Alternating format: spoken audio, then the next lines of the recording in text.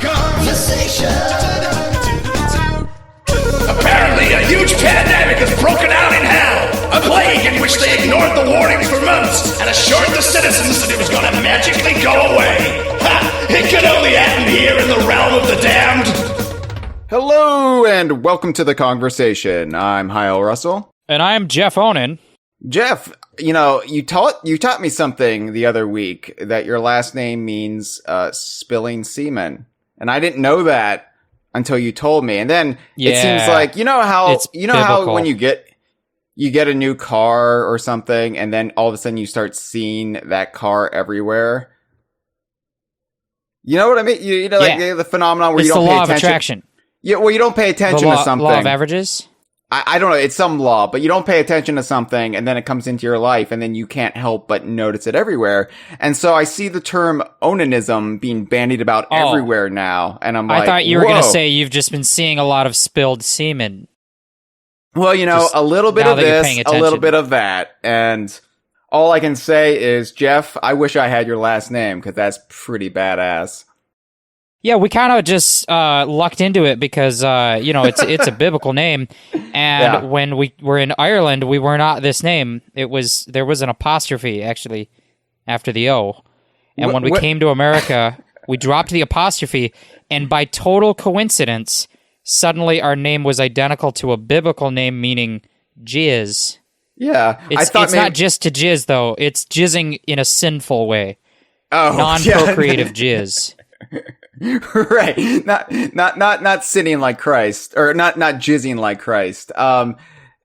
Yeah, I thought maybe your family had been driven out of Ireland because of all the spilled semen. Like they were just tired of the sticky floors. You know, a little of this, a little of that. Okay, but, all right. Well, no, we got lucky.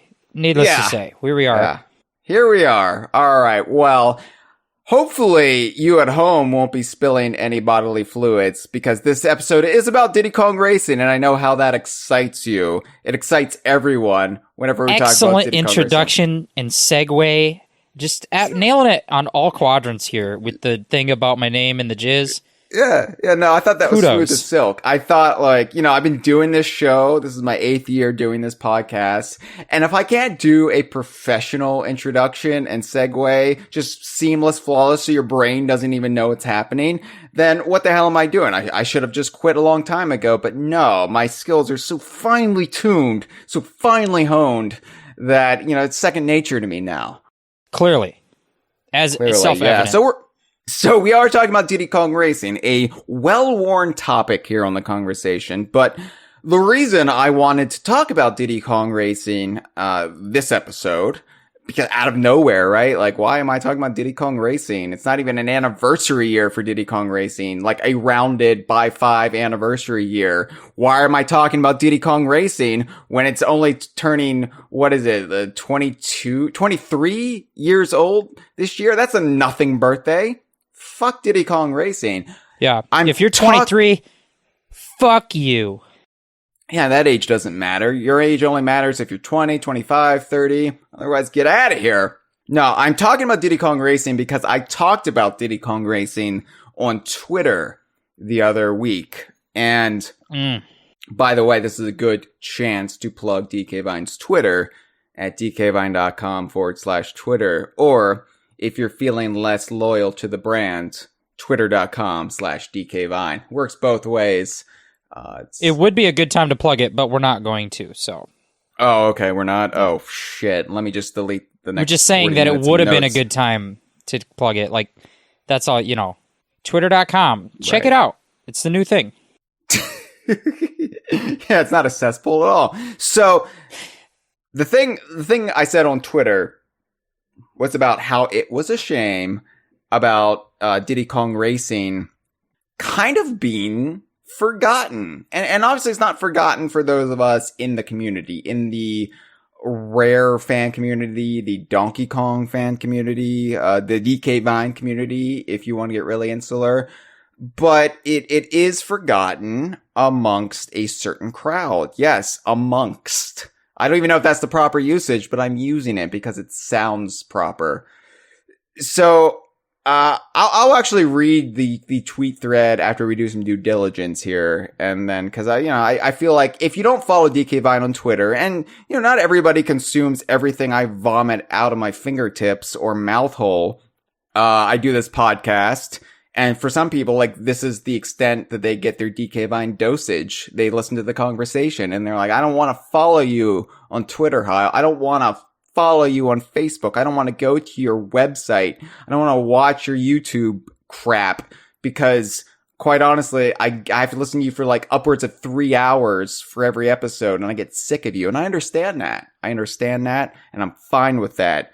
But I hope you do follow us come E3 time this year. Yes, E3 time. It's coming up in about a month, did it Jeff. again. Yeah. The segues, this guy. I didn't even talk about Jizz this time. Oh, man. So the thing about E3, though, Jeff, is that E3 has been canceled. So why are we having E3 festivities this year if it's canceled? Shouldn't this just be a chance to take the year off? And ordinarily, if I were a sane content creator, if I were a sane businessman, if I were a well-rounded individual at all, the answer would be yes. The thing is, I have a certain pathology, Jeff, and you might say it's a touch of OCD, it's a touch of perfectionism, I am bipolar too, so it's when I get into... It's like a mentally unhealthy cocktail. Just a little spritz of this and 2 parts of that. There's all kinds of stuff going in there.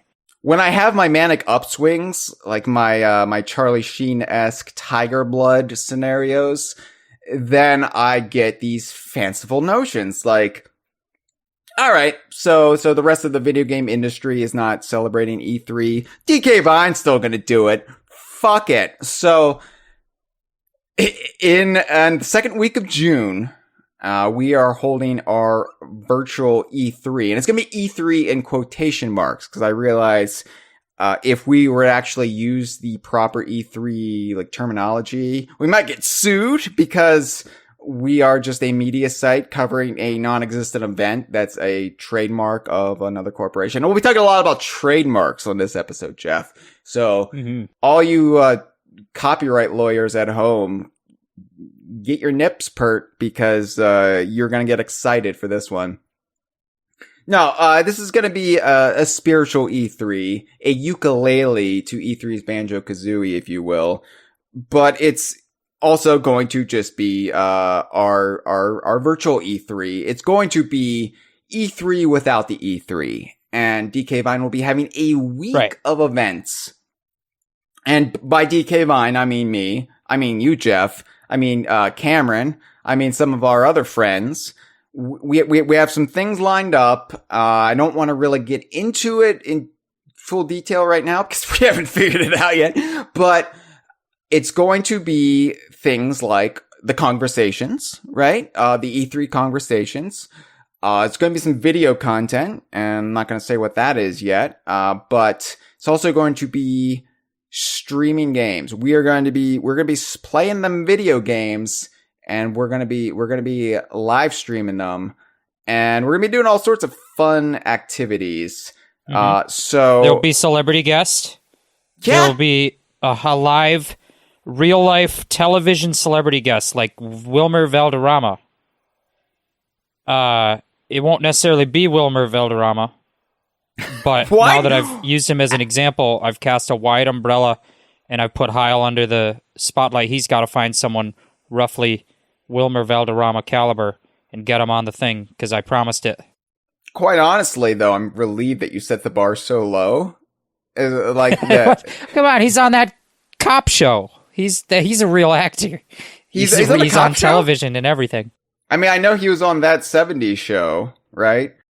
Yeah, and then he did that Yo Mama on MTV, where they would do competitive Yo Mama jokes, and everyone would say like, "Oh, snap!" if it was a really good joke about their mama. Yeah, especially if your mom broke her back. Yeah, classic Hyle. Oh, snap! Yeah. But it won't necessarily be Wilmer. Valderrama.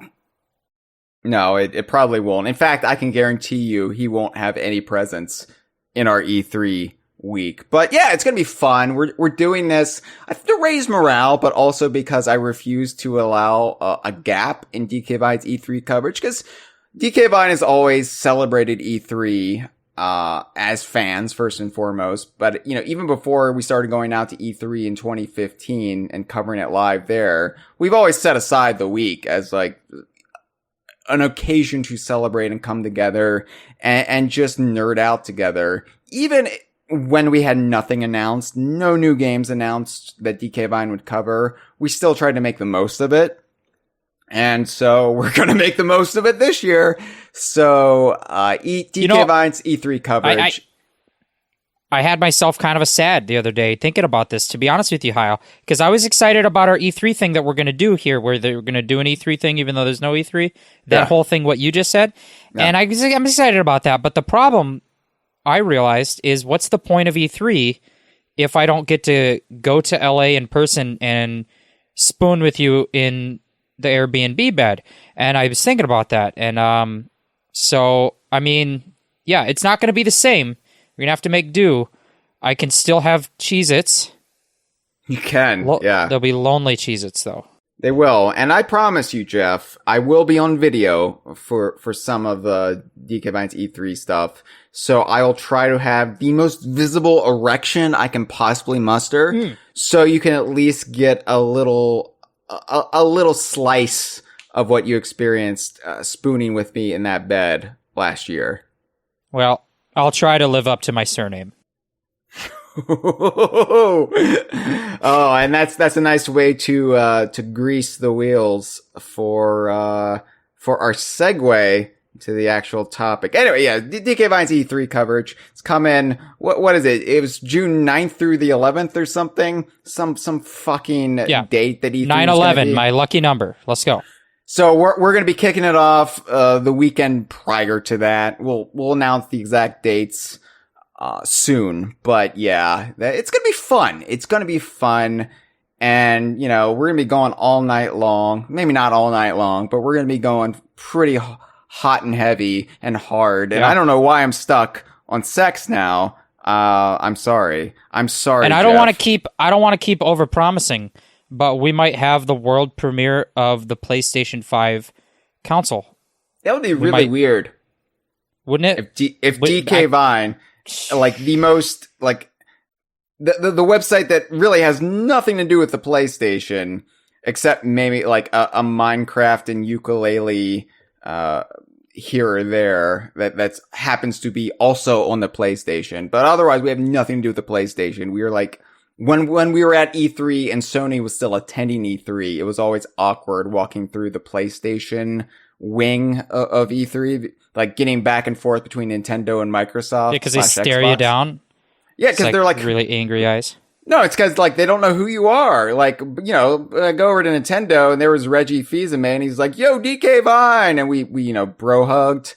And then I walk over to PlayStation and the Mr. PlayStation man, president of the PlayStation, didn't even give me the time of day. It's embarrassing. So stay tuned for our coverage, because you might see the world premiere of the PlayStation 5. You might. It might be just Wilmer Valhalla. It might just be projected on its naked torso. We don't know. What's his name? You're gonna have to tune in to find out. It's Wilmer Valderrama. I like his name because it's like an exciting event, like a Valderrama. Come check out the once a year annual Valderrama. We've got Yo Mama jokes. He's gonna do some Fez quotes. Don't miss it. Little known fact, though, his name roughly translates to Festival of Seamen, so you have a lot in common with him. Oh, well, maybe that's how I'll get my foot in the door when we approach him for our stream. Wow. Just don't slip on the sinfully spilled jism.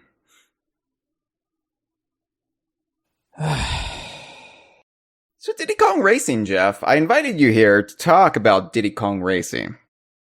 Oh, yeah. Yeah, I kind of forgot. Yeah. So I'm going to read to you this tweet thread. And I woke up one day, and I say I woke up, but I posted this in 7 o'clock in the evening. But, I've been thinking about this all day, and I was like, it's a shame that so many people, and I'm talking about the GameCube babies, the GameCube, we'll call them GameCube toddlers. We'll call them the Wii babies. We'll call them the Wii U fetuses. We'll call them the Switch embryos. I feel like you're aging them backwards. That's an odd time frame. No. Yeah, the youngins. The youngins, yeah. The Gen Z, the Zoomers, the Yeet fleet.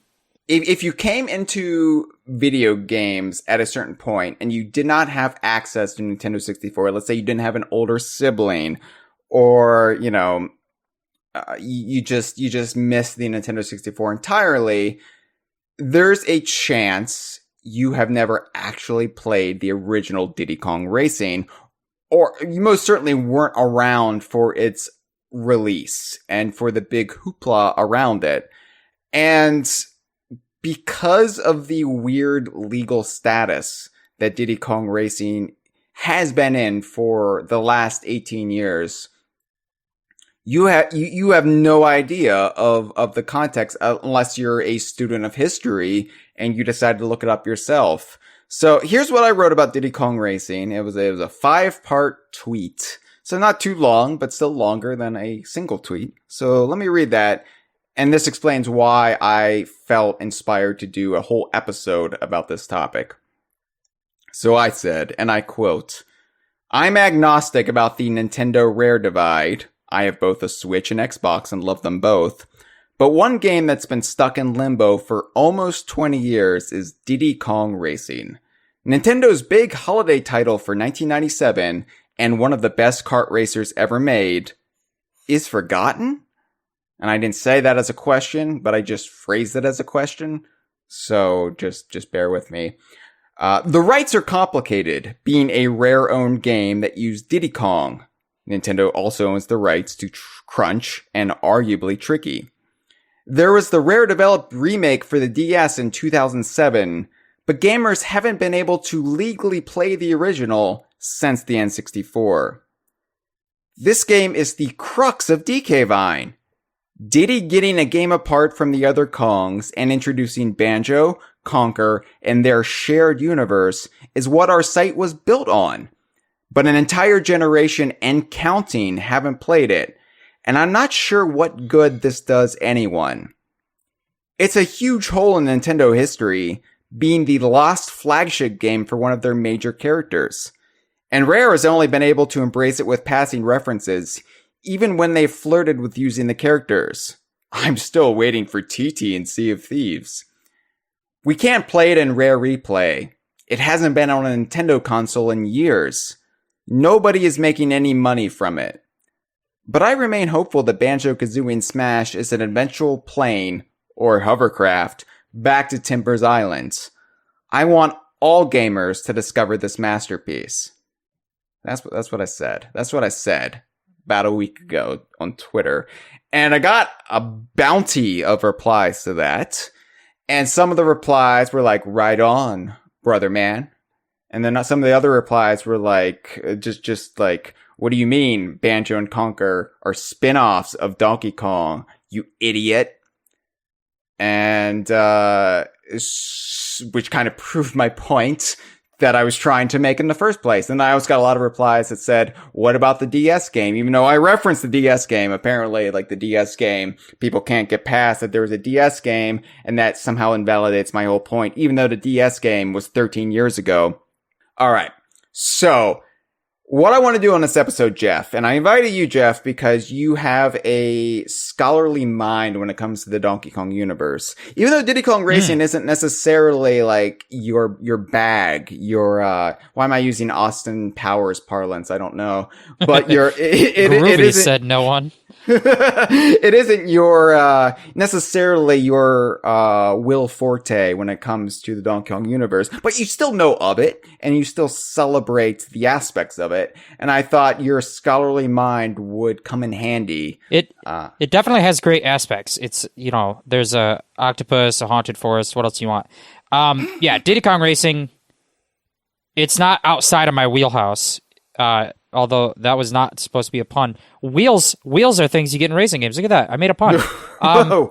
I like Slow down, Diddy Kong Jeff. Racing. Your cleverness is just astounding me. I'm going so fast that I'm going to lap you. It's a race. No, Diddy Kong Racing's great. It's one of my favorite racing games.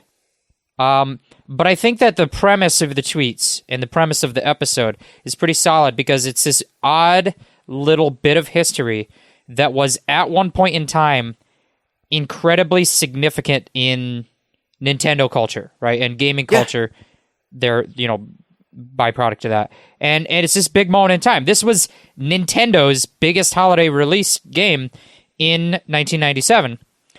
So in the history of Nintendo, this is one of the most significant games.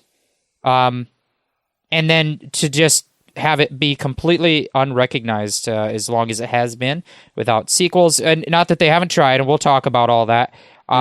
There's been all kinds of attempts to get this off the ground as a franchise because that's what it has the potential for. Like, it's branding. The branding of Diddy Kong Racing is a valuable thing that they've tried to capitalize on, and instead you have this generation of the kiddos who think it was just a racing game that happened to feature some crossovers of other unrelated franchises that they don't have the historical context for the way Rare was building their own sub-brands at the time and the way that they were marketing those brands in the mid-90s and late 90s.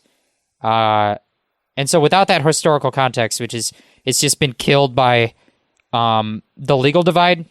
Now the people don't have the full story, and they just and they have an unwillingness to listen to anyone who presents a different story than what they think. That's just the internet.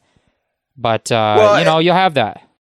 This is kind of ties into the episode I did 2 episodes back with Josh, the Geek Critique Wallen, when we talked about, generational shifts in gaming. This is a little bit different because this is a very unique situation that I honestly don't know if there's any comparison in video game culture. Like the weird scenario of Diddy Kong Racing and the Donkey Kong universe.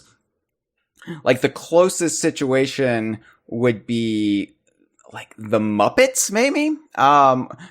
When you look at how the Muppets franchise, due to buyouts, is now kind of divided between 3 different companies. One of them being Walt Disney, one of them being the Jim Henson Company, and then the other one being the Sesame Street Workshop, or whatever it's called. But the 3, like, different pillars of the Muppet shared universe that are now, like, divided between legal barriers. It's kind of like that, but it's encapsulated in one product. It's not like, right. Cause I think it's easy for people to understand that, Rare / Xbox / Microsoft, they own Banjo and Conquer, and Nintendo owns Donkey Kong. Like that's easily grasped. What's harder to understand is how the rights to something like Diddy Kong Racing actually shake down and why we haven't seen it for almost 20 years. So this is going to be one part history tour, and then the other part, I think, a pleading of passion to somehow bring the original Diddy Kong Racing back. So for all the talk over the years, and we'll be getting into some specific attempts later on in this podcast, but for all the talk of potential Diddy Kong Racing sequels since 1997, and, in actually a hypothetical Diddy Kong Racing sequel, the rumor of which there was what kicked off the Kongversation back in early 2013. That was our very first episode where the rumors about a new Diddy Kong Racing for then the Wii U. Kevin Callahan, this is for you. For all of that, and for all the many times the franchise has been teased and taunted with a Diddy Kong Racing successor, perhaps the biggest discussion I think we should be having as a fandom at this point in time in the year 2020 is where the hell the original Diddy Kong Racing is to begin with. Because it's one thing to want a sequel to a game when the game is hot and still in everybody's memory. It's another when almost 20 years have passed and only one generation of gamers have really authentically experienced it. So I think we're past the point where we can be asking for a Diddy Kong Racing successor. And first we have to get Diddy Kong Racing back in like common knowledge, I think. Which is weird because, as we've already addressed, it was Nintendo's big holiday release of 1997. Like, their big marquee game that year was Diddy Kong Racing for the Nintendo 64. And, I was there, Jeff. I was in 1997. And I remember how big Diddy Kong Racing was. Like, it was actually on the covers of things that weren't just Nintendo Power, right? It was on the cover of, I think, EGM, maybe Game Pro, but like it was everywhere. It was a game that broke the Guinness World Record for like highest number of pre-orders at the time. Obviously, it's been surpassed numerous times over since then, but at the time, it was the most pre-ordered video game of all time. 1997. So it's remarkable to me how seldom talked about or acknowledged it is today outside of our fan community, like the Donkey Kong fan community or the Rare fan community or DK Vine. And there's a big reason for that. It's not just that like the public turned on the game or anything. It's that, honestly, it's not a Nintendo game. And this is something that's lost on the vast majority of gamers. Even those who were around in 97, they don't realize this. Diddy Kong Racing is not a Nintendo game. Despite the name, it's Rare owned and Rare published. So, dun, dun, dun. Dun. I mean, this should be basic knowledge, right? But I think the fact that it's called Diddy Kong Racing, starring Diddy Kong, it just makes you assume that it's like Donkey Kong Country. It's like Donkey Kong 64. It's a game that Rare developed, but they developed it for Nintendo, and Nintendo should own all copyrights for it. Like, the common misconception I run into is that the reason we have not seen the original Diddy Kong Racing is that Rare had the gall to put Banjo and Conker in it as guest characters, quote unquote. And after they were sold, I say the terminology sold to Microsoft. Microsoft bought them. They weren't sold. Nintendo only had like a stake in the studio. Nintendo never owned Rare outright. Once Microsoft bought Rare, there's this idea that because Banjo and Conker were in Diddy Kong Racing, Nintendo can't use Diddy Kong Racing without paying Rare something or other, or Phil Spencer and Bill Gates aren't allowing Diddy Kong Racing to appear on any virtual consoles or in any re-releases because of Banjo and Conker. Banjo and Conker have very little to do with this, alright? It is a Rare-owned and Rare-published game, but to understand how that's possible, we have to go back in the early days of development. So you ready to go back with me, Jeff? Let's go back. Let's go back to the early days of development. So it was always going to be a Rare published title because after the success of Donkey Kong Country, after the success of Killer Instinct, Rare was flush with cash money. Like they were rolling in it. And one of their initiatives, one of the Stampers' initiatives was, we've always developed games for companies who have published our games. up to the Nintendo deal where Nintendo was publishing all their games. Why don't we have enough money now to publish our own titles? Let's start doing that. So, after Killer Instinct 2 finished development, the Killer Instinct 2 team split off, and some of them went to work on the N64 port, which became Killer Instinct Gold, and the other part of the team went off and started tinkering with a new game. And this game was initially something weird, like a caveman time travel strategy game, but this eventually evolved into a title called Wild Cartoon Kingdom. And the influence for this was Walt Disney World, like the whole notion of like a theme park that's cordoned off into different themed areas. So like, for example, maybe a dinosaur themed area and a wintry, snowy, Christmassy themed area, maybe a tropical area, maybe a medieval dragony area. Something like that. An octopus area. Well, I already said the octopus is from the tropical area, Jeff. I don't know what the fuck you're thinking. Maybe maybe a future Funland. I don't know. I'm just spitballing. Is that where they have the octopuses there?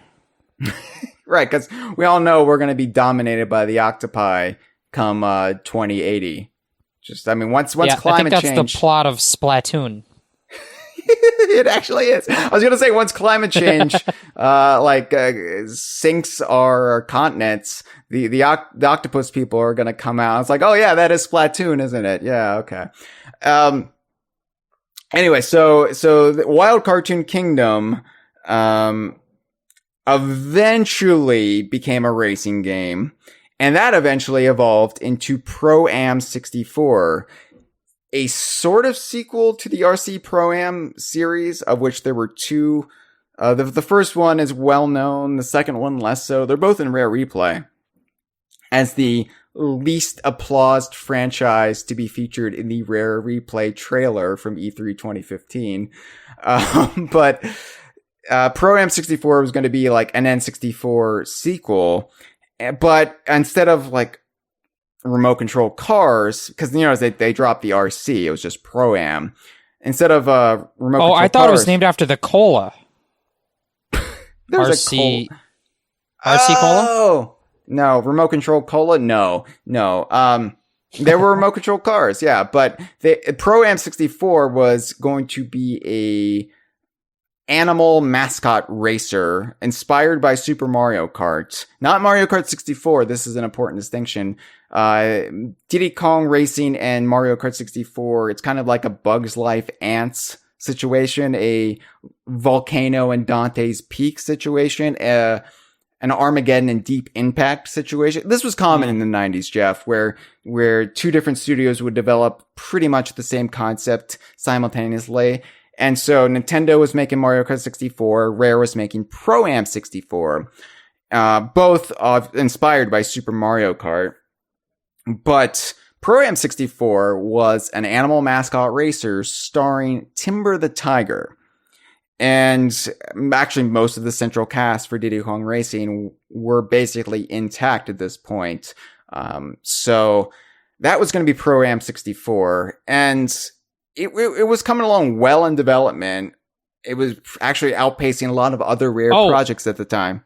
An Olympus has fallen, White House down type scenario. See, it still happens as recently as the previous decade. So, but yeah, the Pro-Am 64 was being developed at a steady clip. And while Rare didn't show it off at E3 1997, because they wanted to put the focus on two 3D platformers that were also in development at that time, called Banjo Kazooie and Conker's Quest, Nintendo did get to play it behind closed doors at E3 97. So Rare did show it off to Nintendo. Hey, we're also working on this.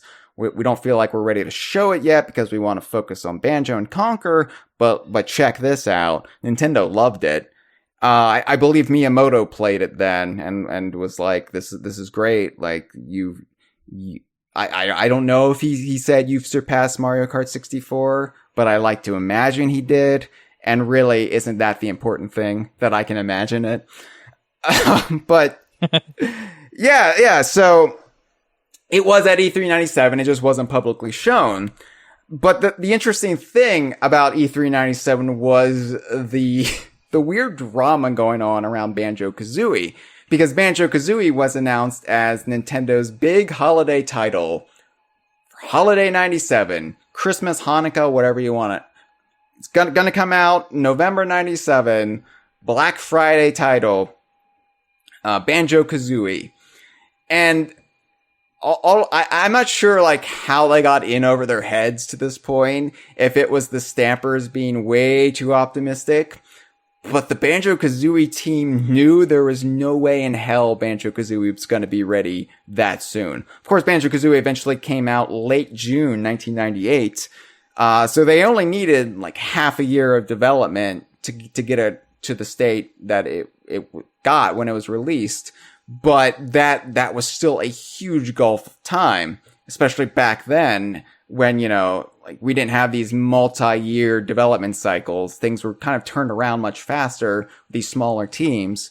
But the Banjo-Kazooie team knew it wasn't going to be ready. And apparently they were having like panic attacks, anecdotes where like people on the team were in tears behind the scenes because of the stress and just utter horror of, it's like showing up for an exam and knowing you haven't studied. It's like that nightmare. They were living it with this big budget title.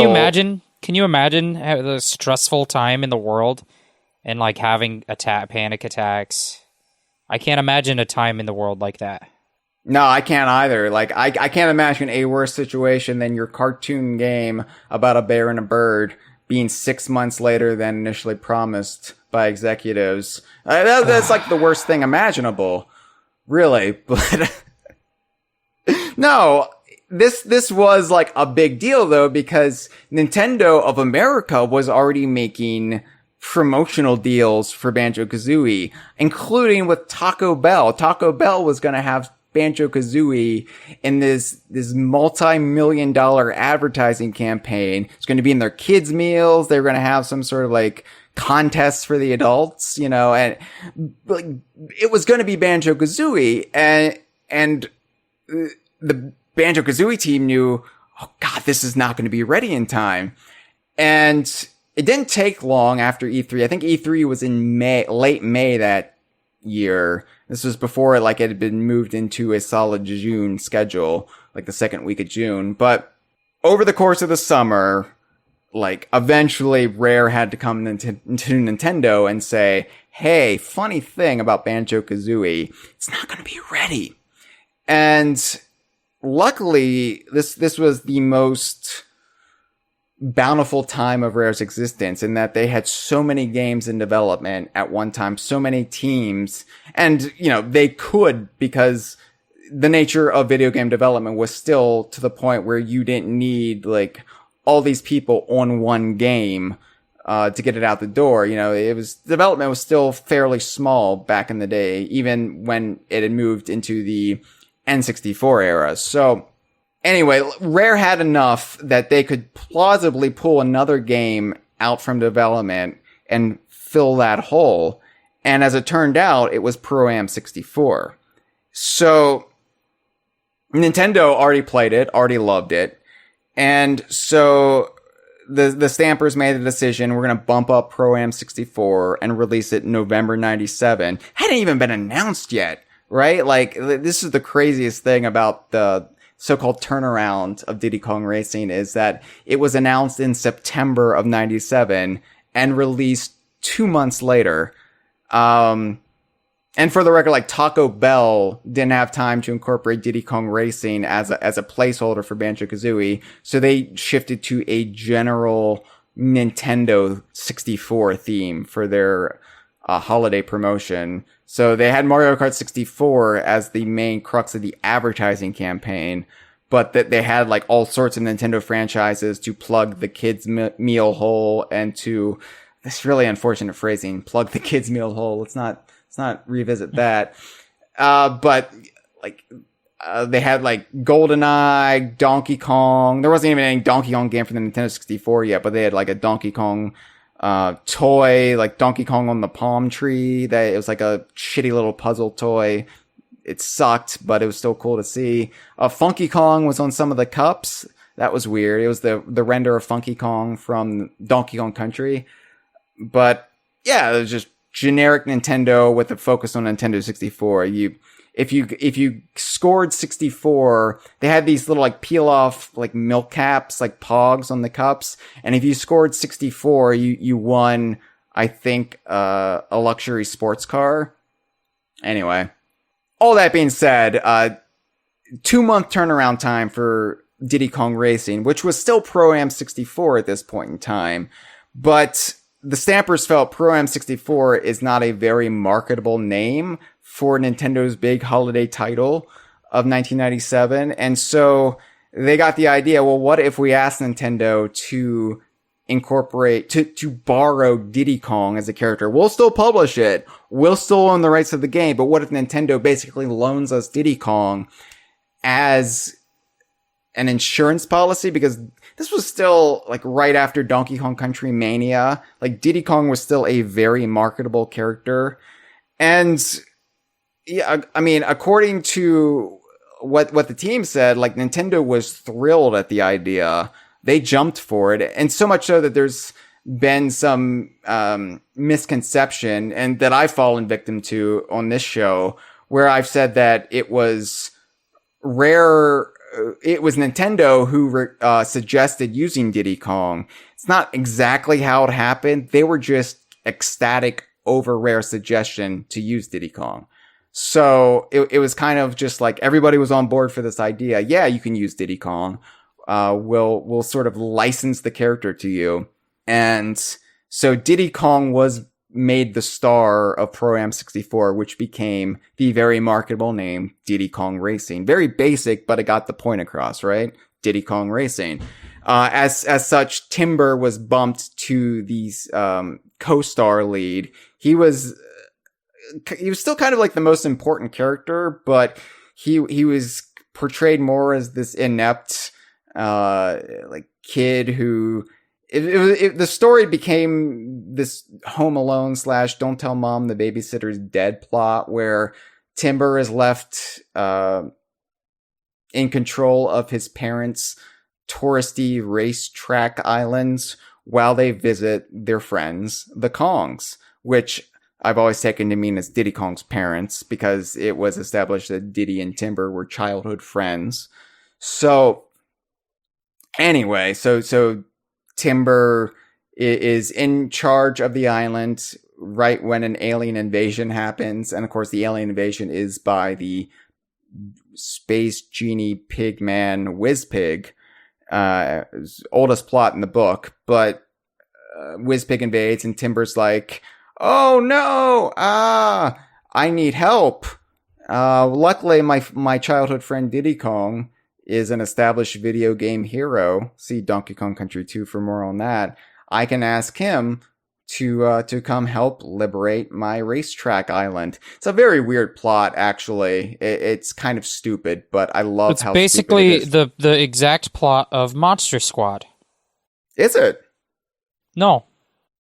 But that they, instead of if you replace the wizard genie pig alien with monsters, universal style monsters, classic monsters, and then it's about instead of it's a group of kids that are in a club where they want to hunt monsters, instead of that they're animals that live on a racetrack island and they call their friend from another island to come help.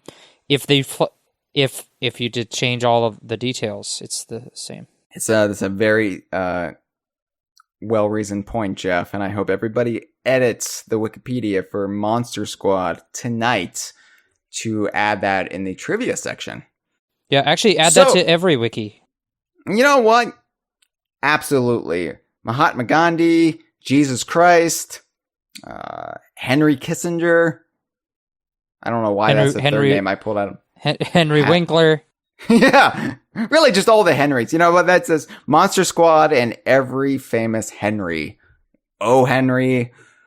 So anyway, Diddy was made the star of the game. And as a result, a weird wrinkle that wouldn't actually become problematic as much as anything in this game is problematic until a couple of years later is that there was this alligator character in the game. And I'm not sure what his name exactly was at the point where it was Pro-Am 64. At one point, his name was Crash, which is actually the name of the minecart Kremlings from Donkey Kong Country. So I think the name Crash might have been applied after he was made a Kremling, but eventually his name was made Crunch, perhaps because there was a Crash Bandicoot at the time. This is not the last time we'll mention Crash Bandicoot on this episode either. But anyway, the alligator character, to shore up the connections to Donkey Kong and to make this a more fleshed out Diddy Kong starring vehicle, they made the alligator character a crocodile man Kremling named Crunch, who was a Kremling spy sent to Timbers Island to make sure that Diddy Kong wasn't up to any anti-Kremling plots. So because of that, Nintendo would claim the copyright for Crunch because they owned the concept of the Kremlings as a result of Donkey Kong Country. And so it was like, oh, well, if we call him a Kremling, then Nintendo will actually have to own him. But that's okay. That's fine. We're always going to be working with Nintendo. This is never going to become a problem. And also, Nintendo had the copyright for Banjo at the time. So it was Rare's game, Rare's published game, but Nintendo owned Diddy, Crunch, Banjo, and the title. So this is a very weird situation born out of the very cozy spooning in the same bed, watch out for my morning wood relationship with Nintendo and Rare in 1997. This was hot off the heels of Donkey Kong Country, of the surprise success of GoldenEye. Like, this was the salad days of Nintendo and Rare, and I'm sure both parties thought, well, we're always going to be working together because why wouldn't we? This is too good to ever stop.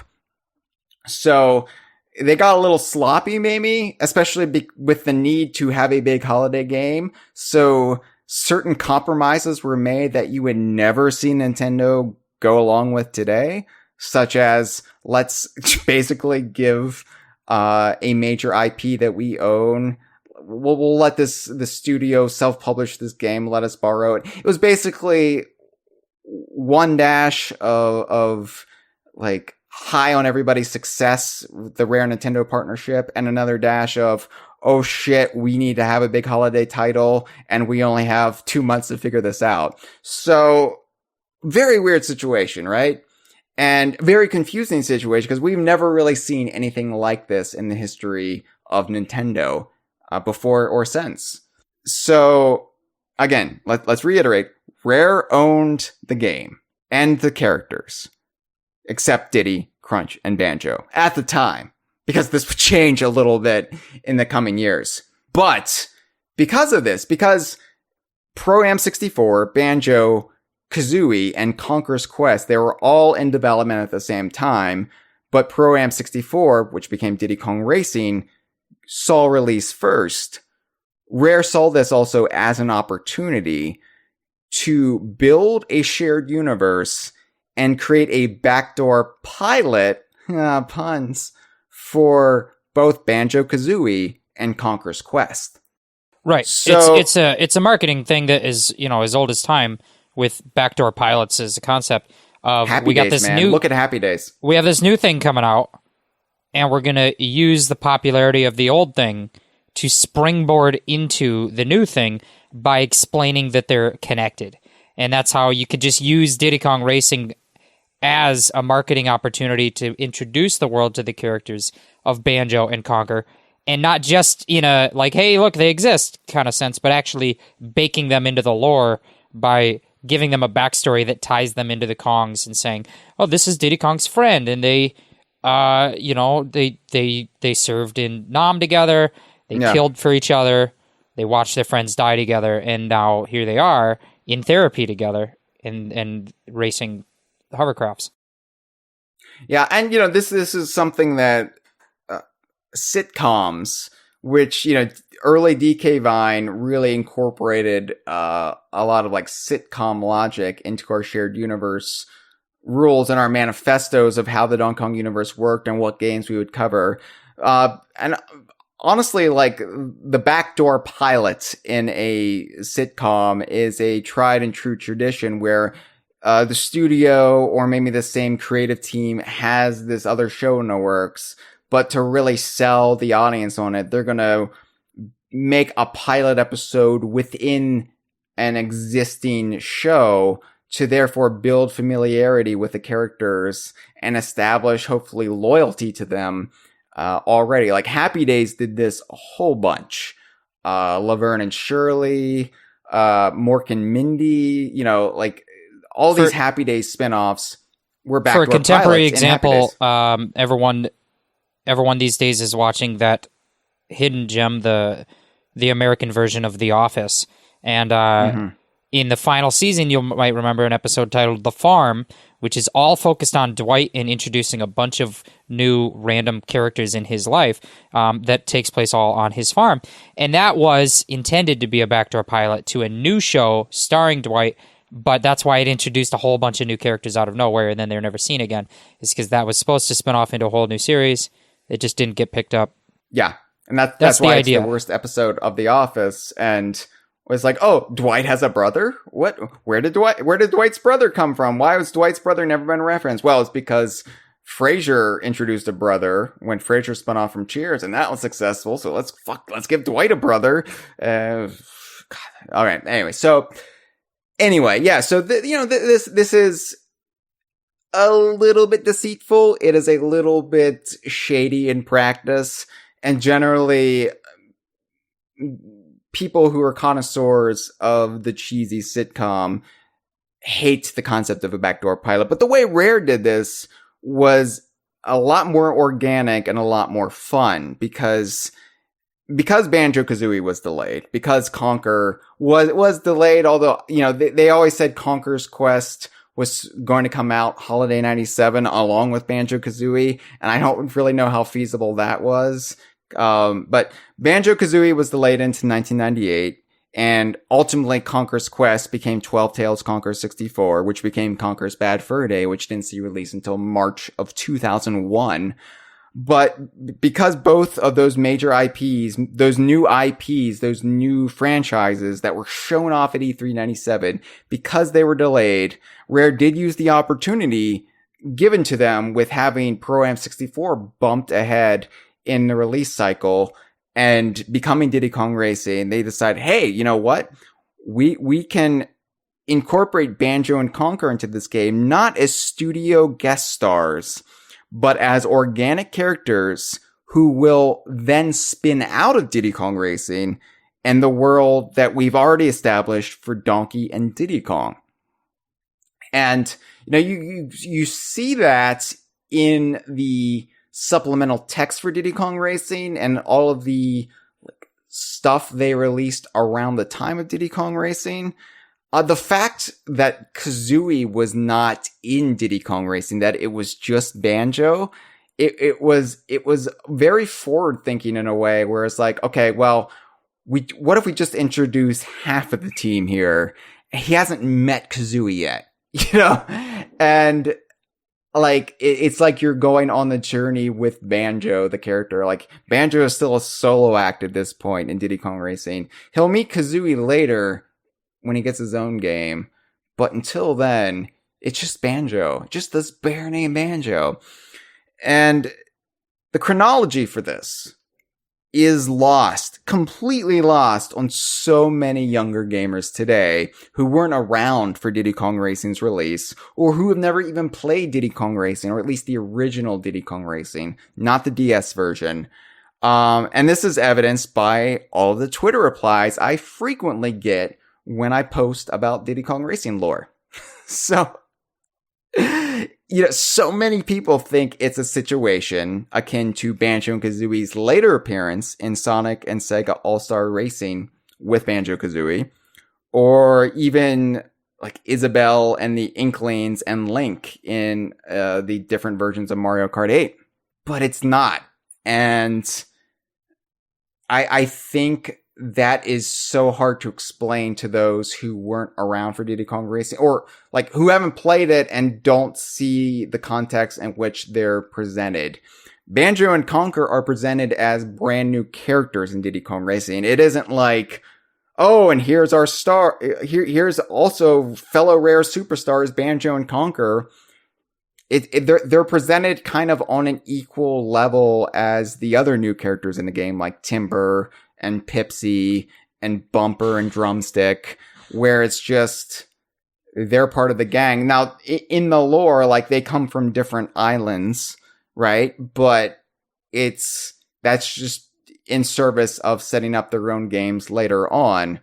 There's never like this. Even in that lore, isn't it the story that Diddy Kong asked them to come because they're friends? Is that? Yeah. Am I misremembering? Yeah. And so it's not like, they aren't residents of Timber's Island, but baked right into the explanation for why they're there is that they are part of Diddy Kong's world and they have a relationship with him. So it's not like they're guest stars from another universe, from another company, like cameoing in a Sega crossover game like Banjo and Sonic Racing.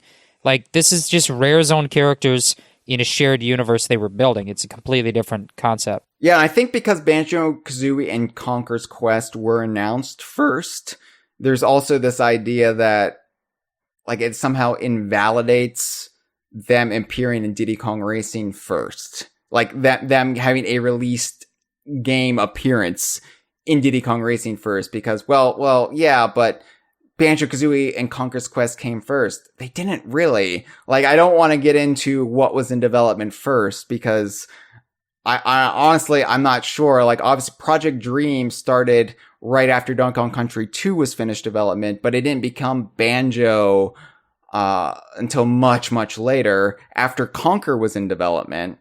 And, of course, Pro-Am 64 came into effect after Wild Cartoon Kingdom, which came after the Caveman time travel strategy game, which came after Killer Instinct 2. So they were all essentially simultaneous projects, and it's just 2 games were announced first, but 1 game was released later. And this is all minutia. This really shouldn't matter, because when you look at the story of Diddy Kong Racing in the bios of Banjo and Conker, which guess what? Guess what, Jeff? I'm going to read right now. Oh yeah.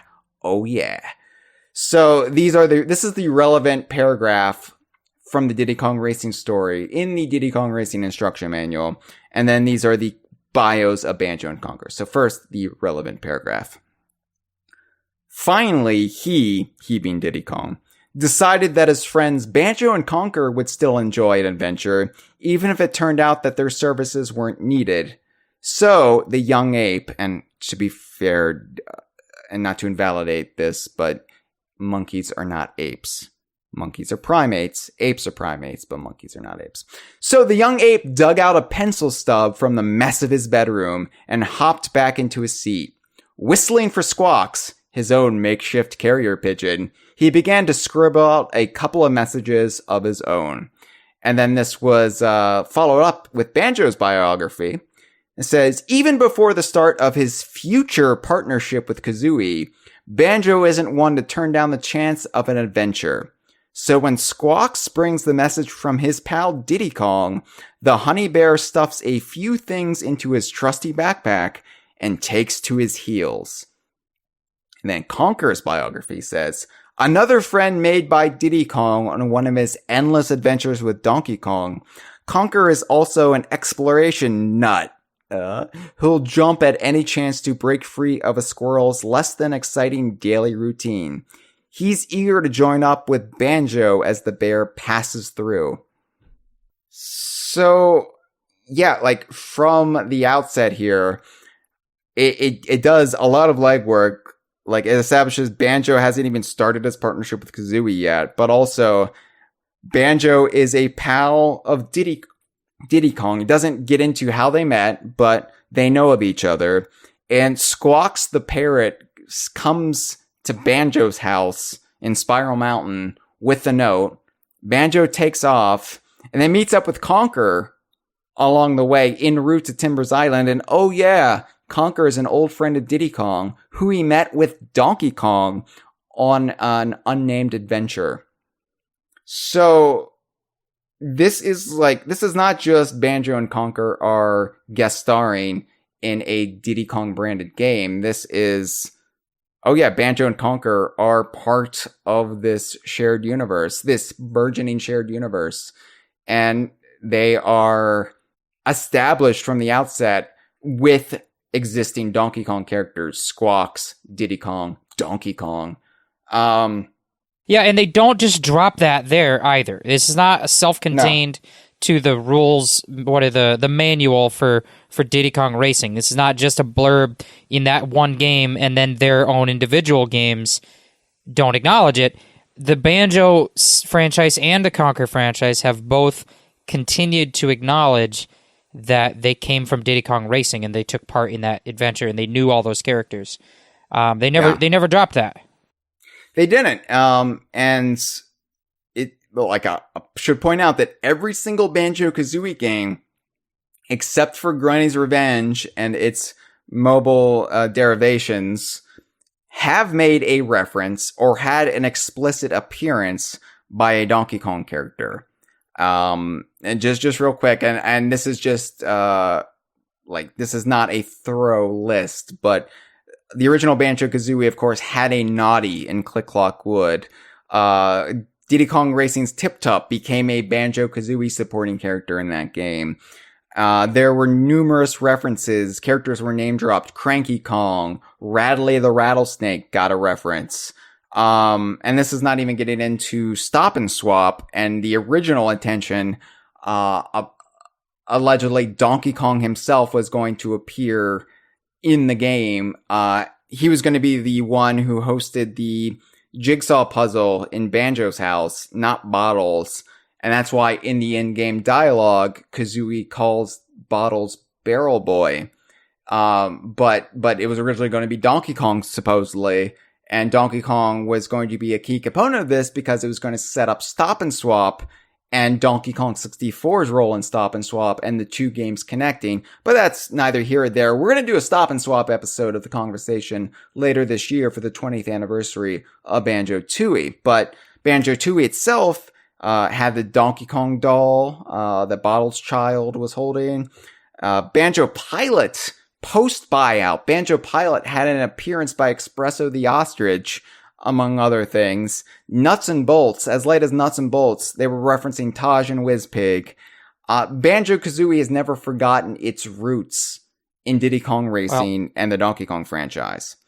And Masahiro Sakurai, when introducing Banjo-Kazooie's history in the Nintendo Direct, when Banjo were in Smash Brothers, is he says that they debuted in Diddy Kong Racing 1997. So even today, they're not forgetting that part of history.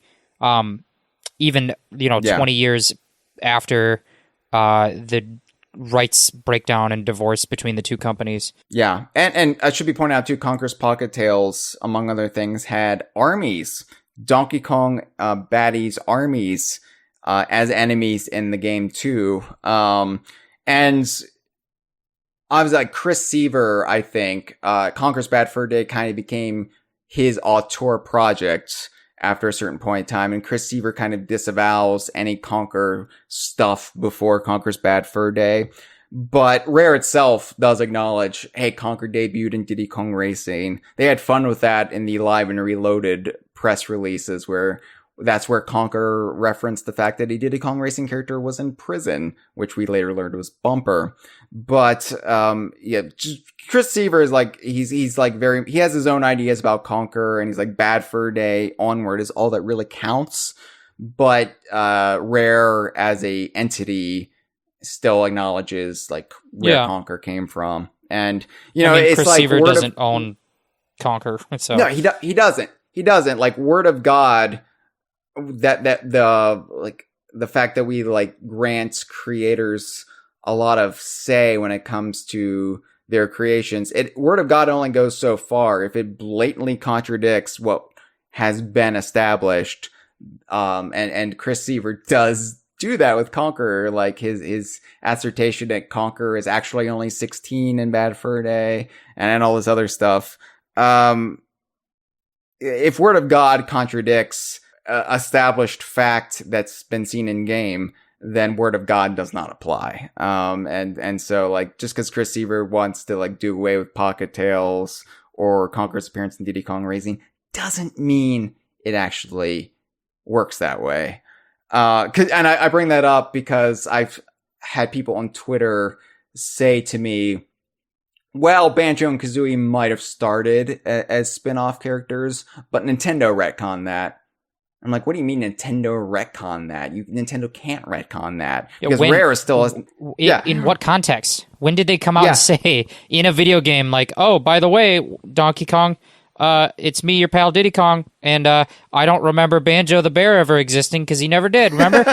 and yeah, I guess I'm veering off into my Rick and Morty impression here, but I'm not going to bore you with that. But anyway, yeah, they didn't do it. They didn't retcon anything. You can't retcon... They haven't come out and said anything in any context. Yeah, I think it's interesting when fans don't want something to be in canon. They'll create like the flimsiest justification for it. Where me, like, on the other hand, there's shit I wish wasn't in our canon, and I'm like, whatever. You know what? Because the beauty of a shared universe, the beauty of a long-running franchise without continuity reboots, is eventually you're gonna have some shit in there you don't actually enjoy. But I think it's fun to embrace it, like Mario versus Donkey Kong, or something like Young Conquer even I find intriguing, because I'm like, yeah, like, that's weird. How can we make that work? How can we give that a nice, warm, snuggy hug? I don't know, you know, but I'm very much like, yeah, let's take everything in, warts and all. I'm not looking for a way to disavow anything. But yeah, Nintendo's never said, actually, no, Banjo, just because they let Rare be purchased, just because they didn't want to purchase Rare in 2002 and they let Microsoft purchase them, that doesn't mean like Nintendo now has the authority to say, oh, well, Banjo and Conquer never sprang from Donkey Kong's fertile loins. Well, they even really if can't they say had, that. even if they had the authority to say that that's not canon, and that never happened, that Diddy Kong Racing didn't exist, if they somehow had the authority to say that, show me where they did say that. They didn't. They never Right. have. Show me the example Right. of them coming out and retconning the DKU. And meanwhile, Rare is still acknowledging the DKU. It's still like Banjo's referencing Taj and Wizpig and Nuts and Bolts, saying like, oh, I remember this happened to me one time.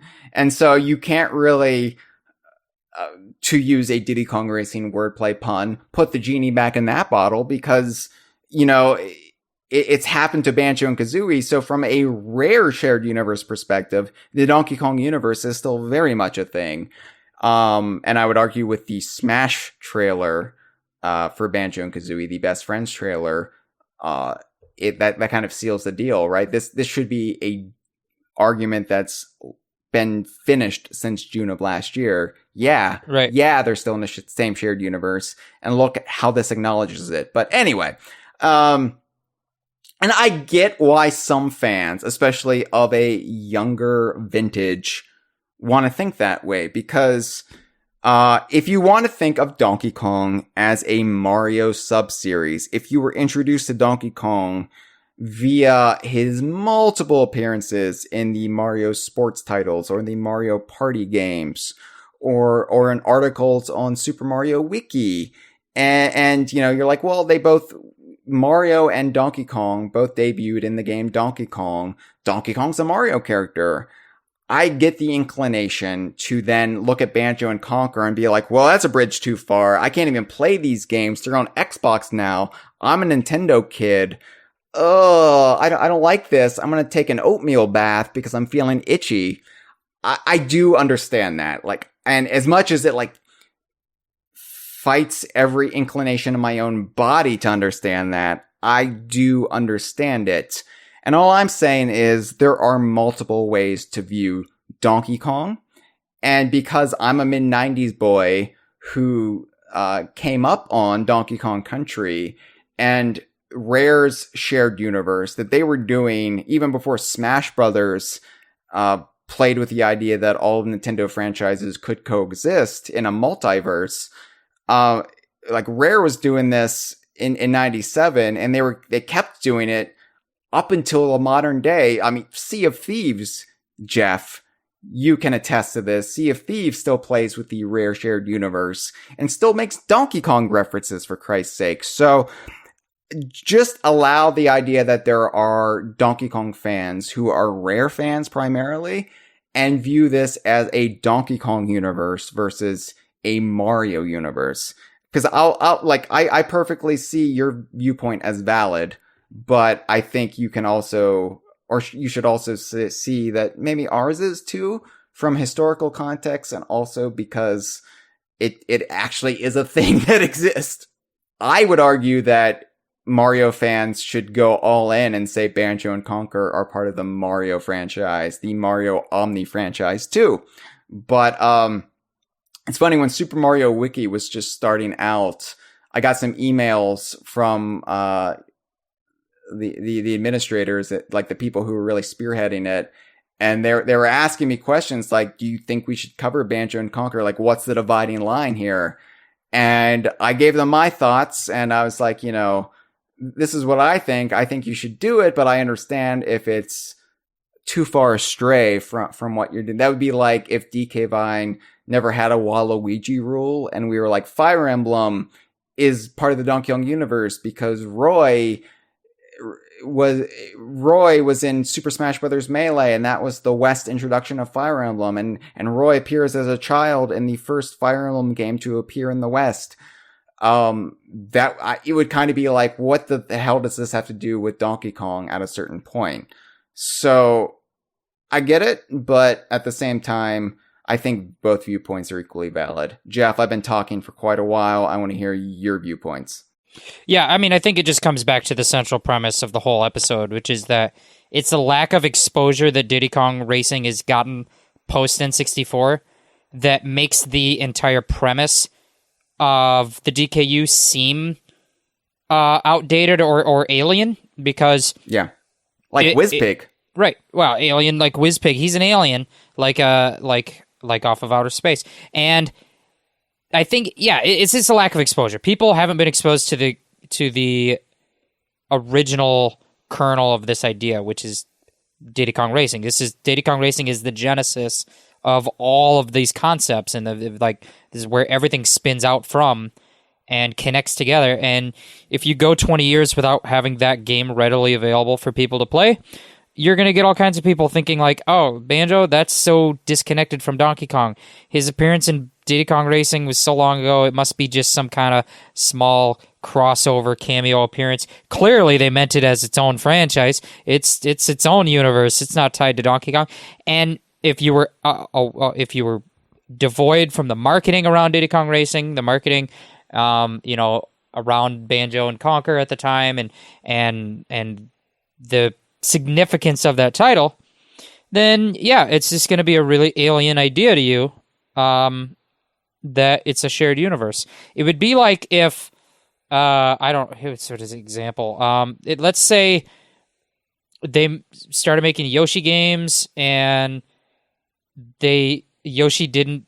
I don't know, what's an example. What if Yoshi debuted technically in Mario Kart 64 instead of Super Mario World, instead of Super Mario World 2 on the SNES? What if Yoshi had made his big appearance in Mario Kart 64, and then a bunch of spin-off Yoshi games happened in the N64? People would be like, is Yoshi still a Mario character? Yeah, kind of. But then if you made them wait 20 years and didn't let them play any Yoshi games, and then they'd be like, no, Yoshi's just this thing. I don't know. I'm bad at analogies. But that's great. Basically, that Banjo is a Yoshi to Diddy Kong's Mario. You know what I mean? Or a Luigi's Mansion, or a Wario Land. It's intrinsically linked from the beginning. Even after divorcing the companies, they haven't let go of that linkage all these years later. Yeah, and there's a great chart that someone made. Kremlin Campaigner tweeted it, I retweeted it, that showed like every game that's conceivably spun off from the original arcade Donkey Kong, and how like from Donkey Kong you got the Donkey Kong series and you got the Mario series, the Super Mario series. And then it showed like all these spin-offs from Super Mario, which of course Yoshi, Wario.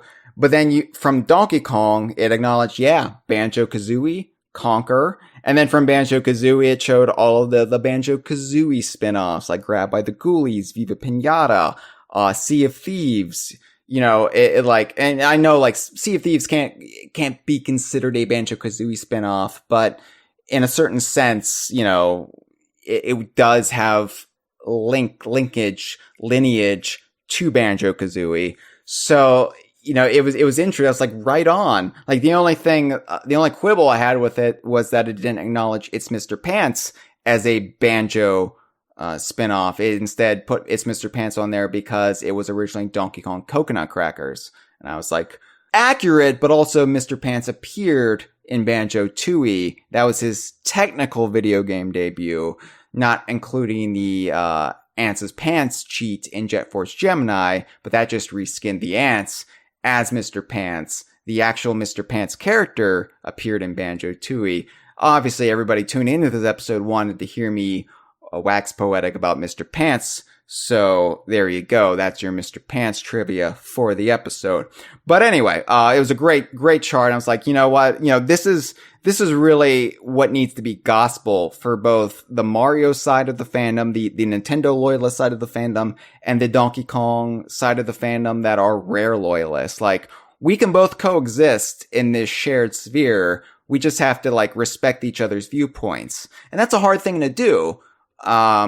And that requires, I think, growth and maturity and also understanding historical context. And because the Donkey Kong universe, like I fully acknowledge there's an arcade Donkey Kong series before Donkey Kong Country. And I think the branding of the Donkey Kong universe was bad on my part. It's kind of dog shit because it should be like the Rare shared universe or the Donkey Kong Country universe. But I'm too married to this point, so fuck it, right? YOLO. But it's, but I do acknowledge there's Donkey Kong before Donkey Kong Country, and that has more ties to Mario. That's what gave us Mario. And so it's complicated, it's convoluted, it's not as cut and dry as other shared universes. But that's okay. That's okay. All right, so Hyle. Yeah! We've talked about the context of Diddy Kong Racing in its time. And we've talked about what spun out of it and how they're still connected. And we've talked about we've mentioned the fact that the game has eluded any kind of recurring exposure since its initial release. In the post-buyout era, we've got no sequels, we've got no re-releases. But the thing about that is that there's been a lot of close calls or a lot of attempts and,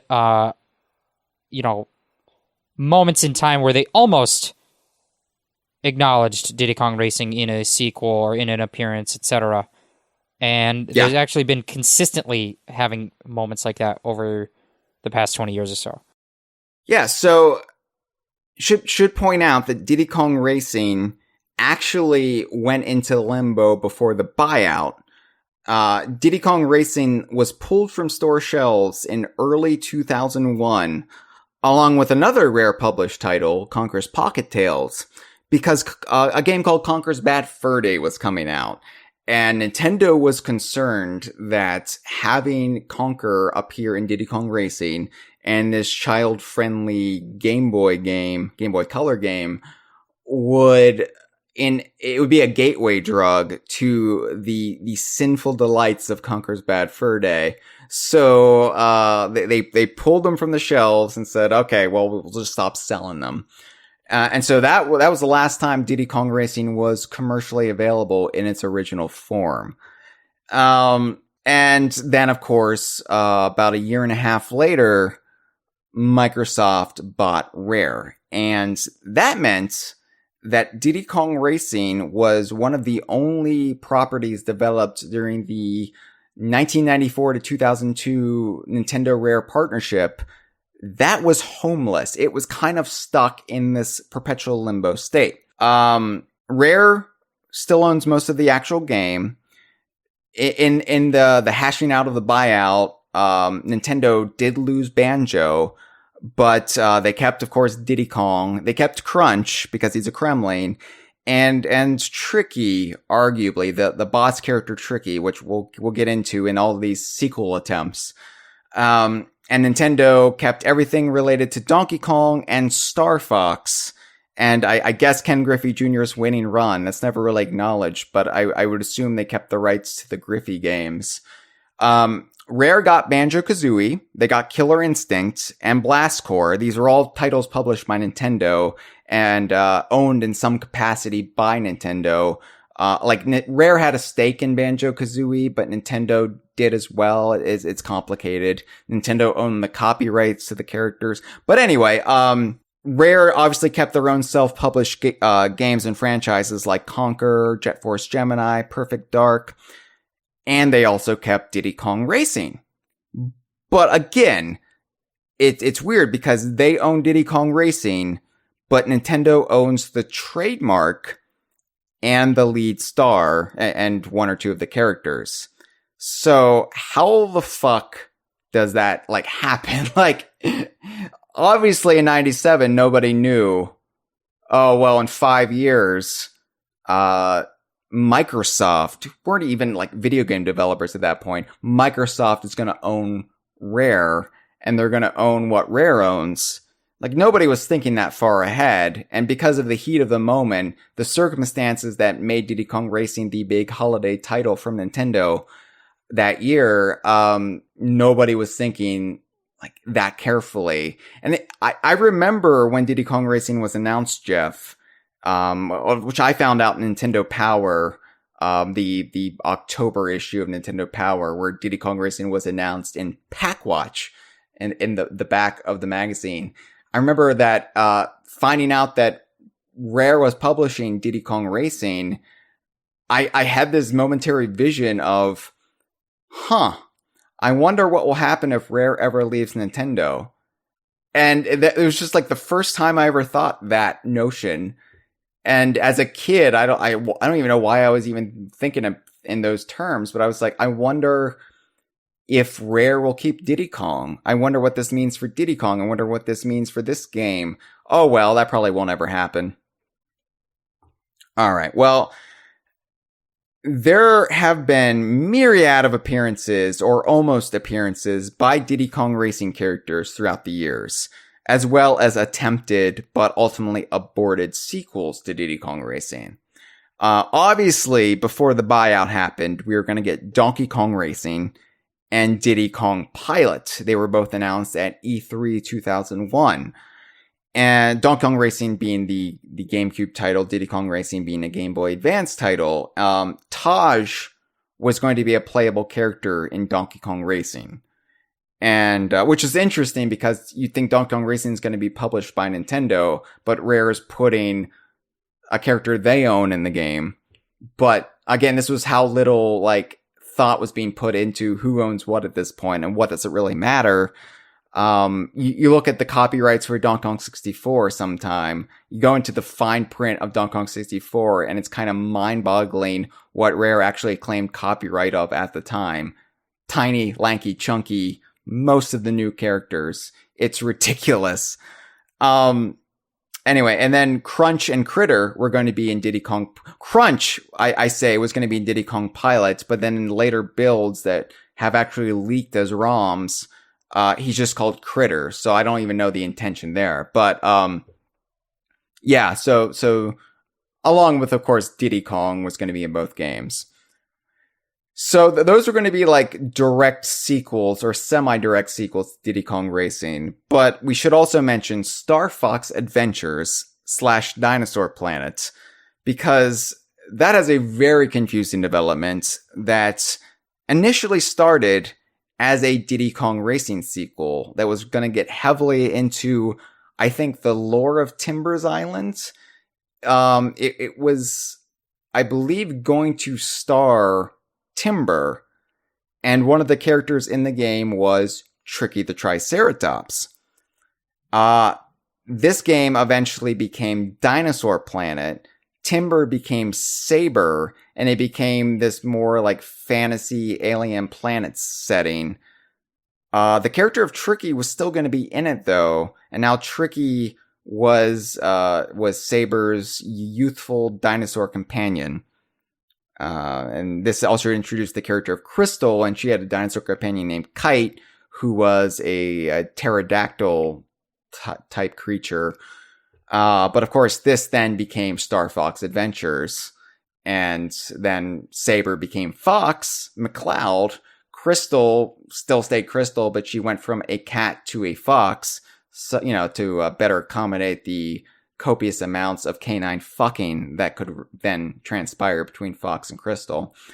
And Kite was kind of reduced to a minor cameo appearance, but Tricky still somehow stayed in the game throughout all the iterations, and he kept the name Tricky, which is the weirdest fucking thing, because I always point out to people, alright, if Tricky is not supposed to be the same Tricky from Diddy Kong Racing, why is he still called Tricky? Because Tricky, as a name, really only applies to a cheating dinosaur from a racing game.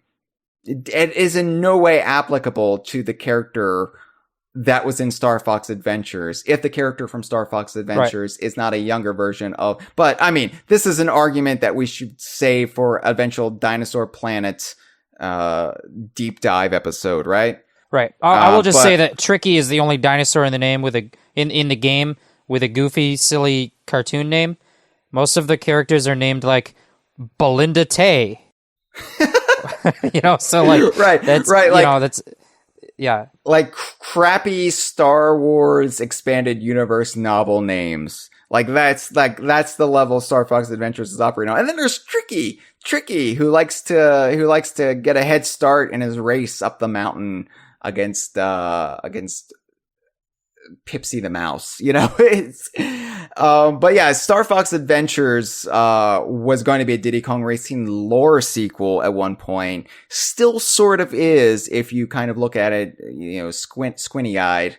But because of that, Tricky, the character of Tricky, is owned by Nintendo. And arguably then the character of Tricky, as he exists within Diddy Kong Racing, could be claimed by Nintendo as well, to the point where I don't think Rare would ever try to use Tricky the Triceratops, but as he appeared from Diddy Kong Racing. But I hedge my bets, I say that Tricky is the Y, the letter Y of Rare Nintendo characters, and that he could conceivably be both a because the letter Y is sometimes he's what's known as a between the seats kind of character. Yeah. He's fallen between the seats, and nobody even remembers that he's there. And so if you used him, or if Nintendo used him, or Rare used him, both of them wouldn't even know who he is or care. I don't think Rare would play with that right now. I think like Nintendo has used Tricky post Rare, not just in Smash Brothers like trophies or spirits, but he appeared in Star Fox Assault, and they. Right. But I'm saying actually, if Rare used him in his Diddy Kong Racing appearance, Nintendo wouldn't be like, "Hey, we own that guy because we put him in the Star Fox game." Like nobody would notice or care. Maybe. I mean, they didn't notice that Espresso was in Banjo-Pilot, so. But anyway, so that was Starfox Adventures, a weird Diddy Kong Racing sequel. But then after the buyout, there were times where Nintendo almost wanted to reference Diddy Kong Racing, but like thought better of it. So Diddy Kong was added to the cast of Mario Kart Double Dash somewhat late in development, because the buyout happened, and then Nintendo was going to put Donkey Kong Jr. as Donkey Kong's partner in Double Dash. He still exists in the code. There are Donkey Kong Jr. models that appear in the crowd of Waluigi Stadium. But after the buyout, this agreement, this kind of gentleman and gentlewoman's agreement that, yeah, Nintendo owns Diddy Kong, but Nintendo's not going to use Diddy Kong outside of Rare games because Diddy Kong is really Rare's character. There's this culture of respect that exists at Nintendo that still exists to this day. You see, like, well, our team didn't develop this character, so we feel kind of queasy about using them. You still see that a lot in Nintendo today, which is much to our detriment. A big reason why there was a push from Tanabe and others for retro studios to really create their own characters for Donkey Kong Country and only use a bare minimum in returns. But anyway, so Nintendo didn't use Diddy Kong for the entire duration that Rare was working with them, 1994 to 2002. But then after Rare was bought, they decided, well, we better start using Diddy Kong because this is a valuable IP. So they put Diddy Kong in Double Dash, replaced Donkey Kong Jr., and Dino Dino Jungle is a track in the game. And at one point, they assigned that as Diddy Kong's home track. And you still found this, I think, in some of the game's code. And the conventional thinking is this is an homage to Diddy Kong Racing because what a lot of people remember from Diddy Kong Racing is the first world was dinosaur themed, Dino Domain, right? So, having your dinosaur track, which existed before Diddy Kong was added to the game, but they still like connected the dots there for a brief hot minute and were like, yeah, let's do this. And then they're like, maybe not. Maybe not. Maybe we shouldn't reference Diddy Kong Racing. I don't actually know the reason. But anyway, Dino Dino Jungle was almost a Diddy Kong track. And I think a lot of people still accept it as a Diddy Kong track, even if that's never overtly acknowledged in any of the visible game. But anyway, yeah. Then there was Diddy Kong Racing Adventure, which is never actually internally developed at Nintendo. This was a pitch that the studio Climax wanted to make to Nintendo sometime in the mid-aughts. But the problem with this pitch was they used characters like Timber and they used Conker for some fucking reason. They didn't seem to understand that Rare owned most of the Diddy Kong Racing cast. And they should have realized they owned Conker, right? But, yeah, we talked about this on a Kongversation after it leaked on YouTube. And I think this was like, I think it's the stupidest fucking thing because there's no way this was ever going to get greenlit, right? Anyway, Diddy Kong Racing Adventure was a pitch an outside studio made. And then on Rare's side of things, there has been, besides like Tip Top appearing in like Banjo-Pilot, and he was going to appear in Banjo X, which is going to be the Banjo Kazooie remake for, I believe, the Xbox One. Well, Banjo X was the original Xbox. The original Xbox, yeah. It was before they transitioned to making nuts and bolts. Yeah, they were going to make just a remake of Banjo Kazooie, but like throw in twists like, you thought the story went this way. Well, kablam! Kazooie dies at this part. That actually happened, but you know what I mean. But Tipped Up is going to be in that, and because we've seen his character model from it on Twitter. I think Ed Bryan shared it in recent years. But besides that, there's going to be a game called The Fast and the Furriest. And actually, there were two games in development during this era. Two completely unrelated games that tried to use this title because it's a great title. And this is back when, the Fast and the, I almost said the Fast and Furious. The Fast and the Furious movie franchise wasn't as big or successful as it was. It was more niche at this point. But anyway, yeah, the Fast and the Furious, this is kind of the prototype to Kinect Sports, what eventually became Kinect Sports much later. Yeah, we know that in that like Wii era, and the Wii came out in 2006 or something. 6? Yeah. Maybe 2006. we know that Rare was tinkering with making their own prototype motion controllers for prototype games they were working on, their own prototype Wii Remote wands. We know that they played around a lot with the kind of webcam, which they did utilize the functionality of the Xbox webcam thing in Viva Pinata 2 as a card reader, kind of like an e-reader for scanning Viva Pinata cards. And so, yeah, they were doing this kind of sports minigame, webcam game, starring... Well, it didn't really star the characters so much as foam mascot suits of characters that you would put your own face in with the picture from the webcam. Yeah. You would be you and your friends and your stupid family would be competitors in this game, but you would wear the costumes, the mascot costumes of Rare IPs, including a lot of Diddy Kong Racing characters. TT was one of them. Conquer was another. It was Conquer in his Live and Reloaded gear. Yeah, but, there was also a curling minigame, I believe, where you're curling like Tip Top, the turtle. Yeah.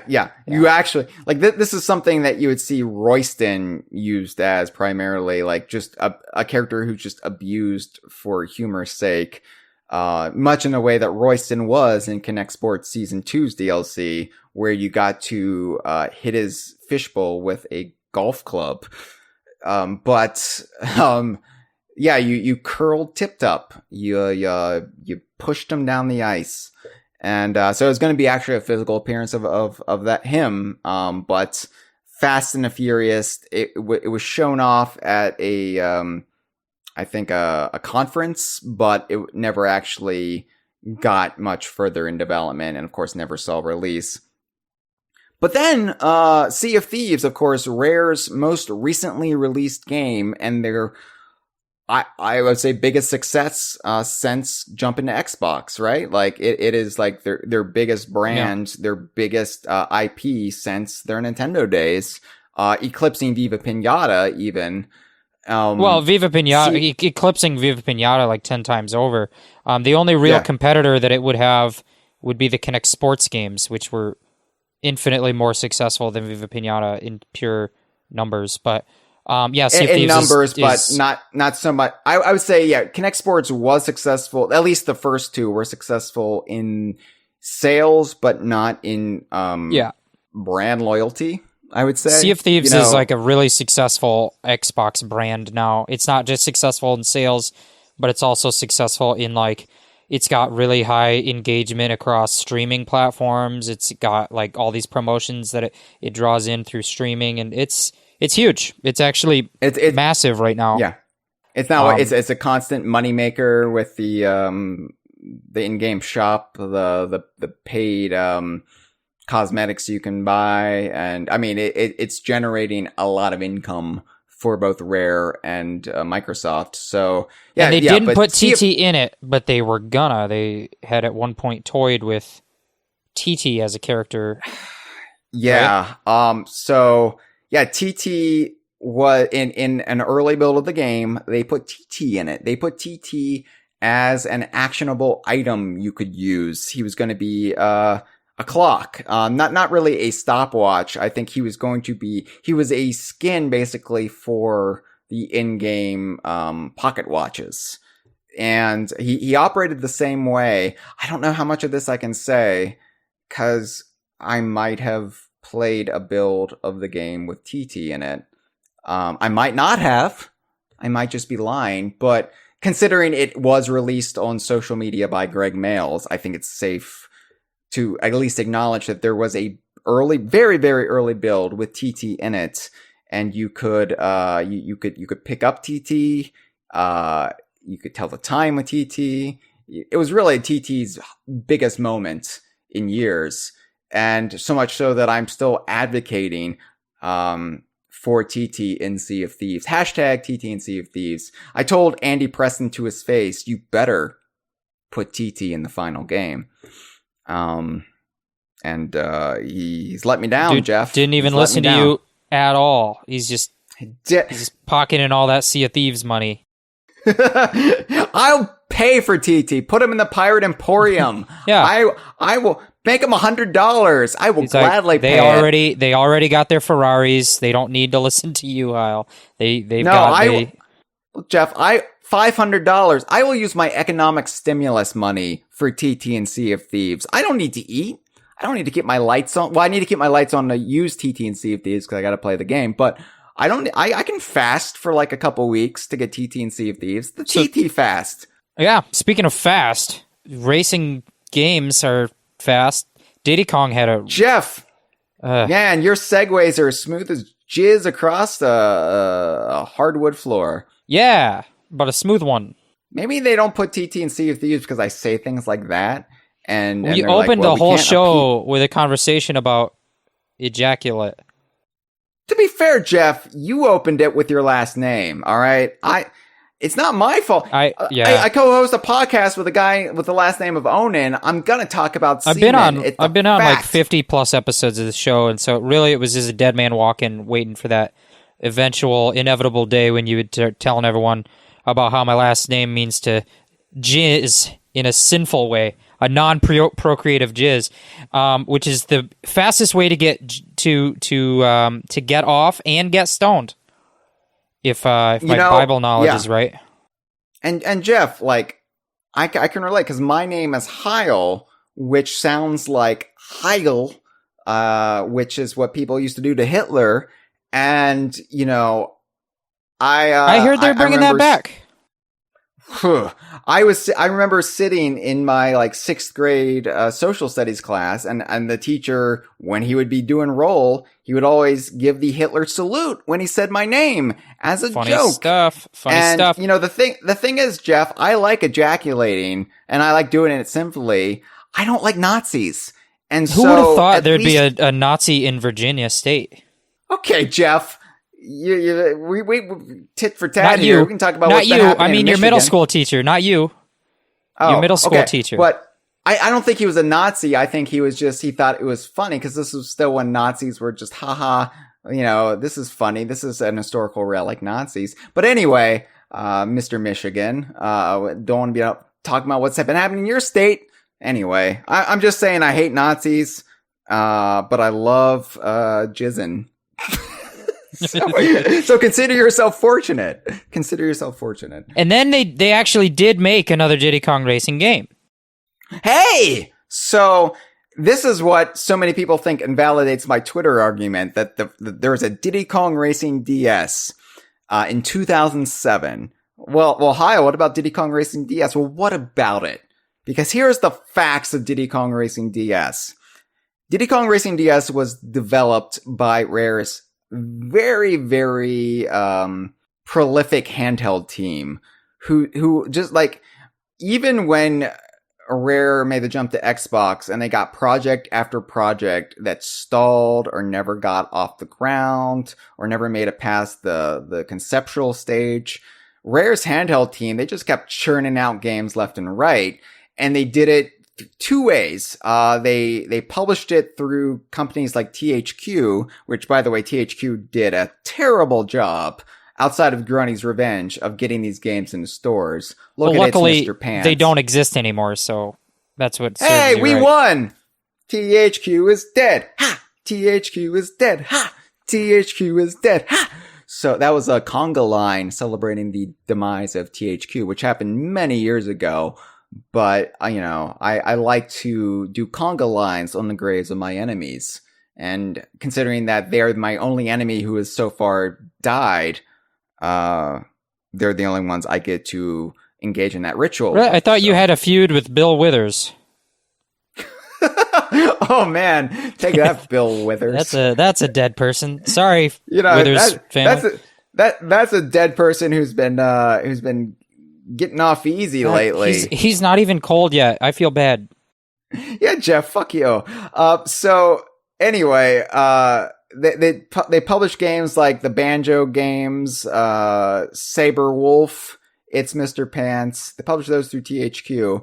But then they also just decided, hey, if Microsoft is letting us do this, we could still do Donkey Kong games and have Nintendo publish them. So they did the remakes of the Donkey Kong Country trilogy. They wanted to do Donkey Kong Country 4, and Nintendo was like, No, because we might want to do that, and we don't want to just waste it on a Game Boy Advance game. No offense, Rare Handheld team. Because this was around the time they were starting to bandy about what became Donkey Kong Country Returns, because Miyamoto wanted to do another Donkey Kong Country game, or Super Donkey Kong, to use the parlance he probably thinks of it as, but eventually that wound up with Retro Studios. Of course, the rest is history there.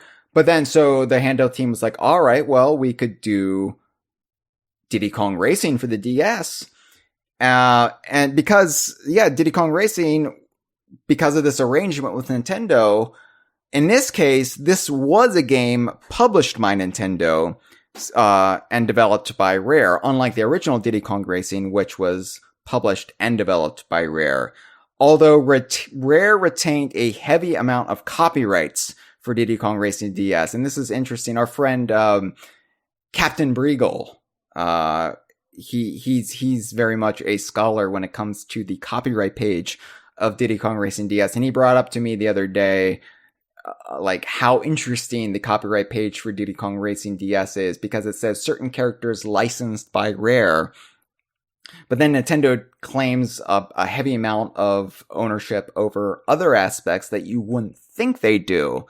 So that, begs the question, well, what does Nintendo own of Diddy Kong Racing now via Diddy Kong Racing DS? And we'll get into that, because I think the answer is nobody really knows. And I don't think lawyers will ever be able to figure it out entirely. Now, we should point out with Diddy Kong Racing DS, they did remove Banjo and Conker from the game and replace them with Dixie and Tiny Kong. And there's a lot of misconceptions about why that happened. And part of that is, well, Nintendo owns Diddy Kong Racing and they own all these characters, but Rare owns Banjo and Conker, so they couldn't put Banjo and Conker in the game. False. That is a falsehood. Rare still owns Timber, Pipsy, Bumper, Drumstick, TT, Taj, Whizpig, Bluey, Bubbler, Smokey, etc. Tip Top. They still own Tip Top. But they removed Banjo and Conker from the game. Our best understanding of this is because Banjo and Conker, this was 2007, mind. They were still Xbox branded characters with high marketability factor for Xbox. And this was about a year before Nuts and Bolts was due to come out. So it was less because of Nintendo, although I'm sure Nintendo didn't want Conker in the game 2 years after Live and Reloaded, but it was more out of deference to Xbox and Microsoft Studios to not put Banjo and Conker in a Nintendo published game. So, that's why Banjo and Conker were removed. Not because Rare didn't own them, but because it would be seen as a party foul, I think. So, it's interesting to note, though, that frequent Banjo-Kazooie character Tip Top is still on the roster of Diddy Kong Racing DS, and that's because Tip Top is not marketable in the same sense that Banjo is. I mean, so it's like, we can put Tip Top in the game because who really cares? Who's really keeping score besides those weirdos at DK Vine that Tip Top is a Banjo character? When I spoke to an unnamed, I'm going to leave them unnamed. I could name them. I'm not going to do that. I spoke to a Rare employee. Okay, when I spoke to Persnipple Parsnaps, beloved Rare employee, Persnipple Parsnaps, back in 2015 when I was out at E3 for the first time, we talked about Diddy Kong Racing, and I was like, Persnipple, my man or woman, I don't know. Let's talk about Diddy Kong Racing. Let's jive with the Diddy Kong Racing talk. And he was like, or she was like, cool. And I was like, what's the deal with Diddy Kong Racing? Like, who owns what? I want a detailed breakdown of who owns what aspects of the game. And they told me, honestly, we don't know. And honestly, Nintendo probably doesn't know. And it would be way too complicated to sort out. And I don't know how accurate. This is just coming from Parsnaps. Like it's not necessarily coming from the Microsoft legal team or anybody who might have greater knowledge of this, but it seemed to be the underlying impression that we don't know, and it's very convoluted at this point, especially after Diddy Kong Racing DS.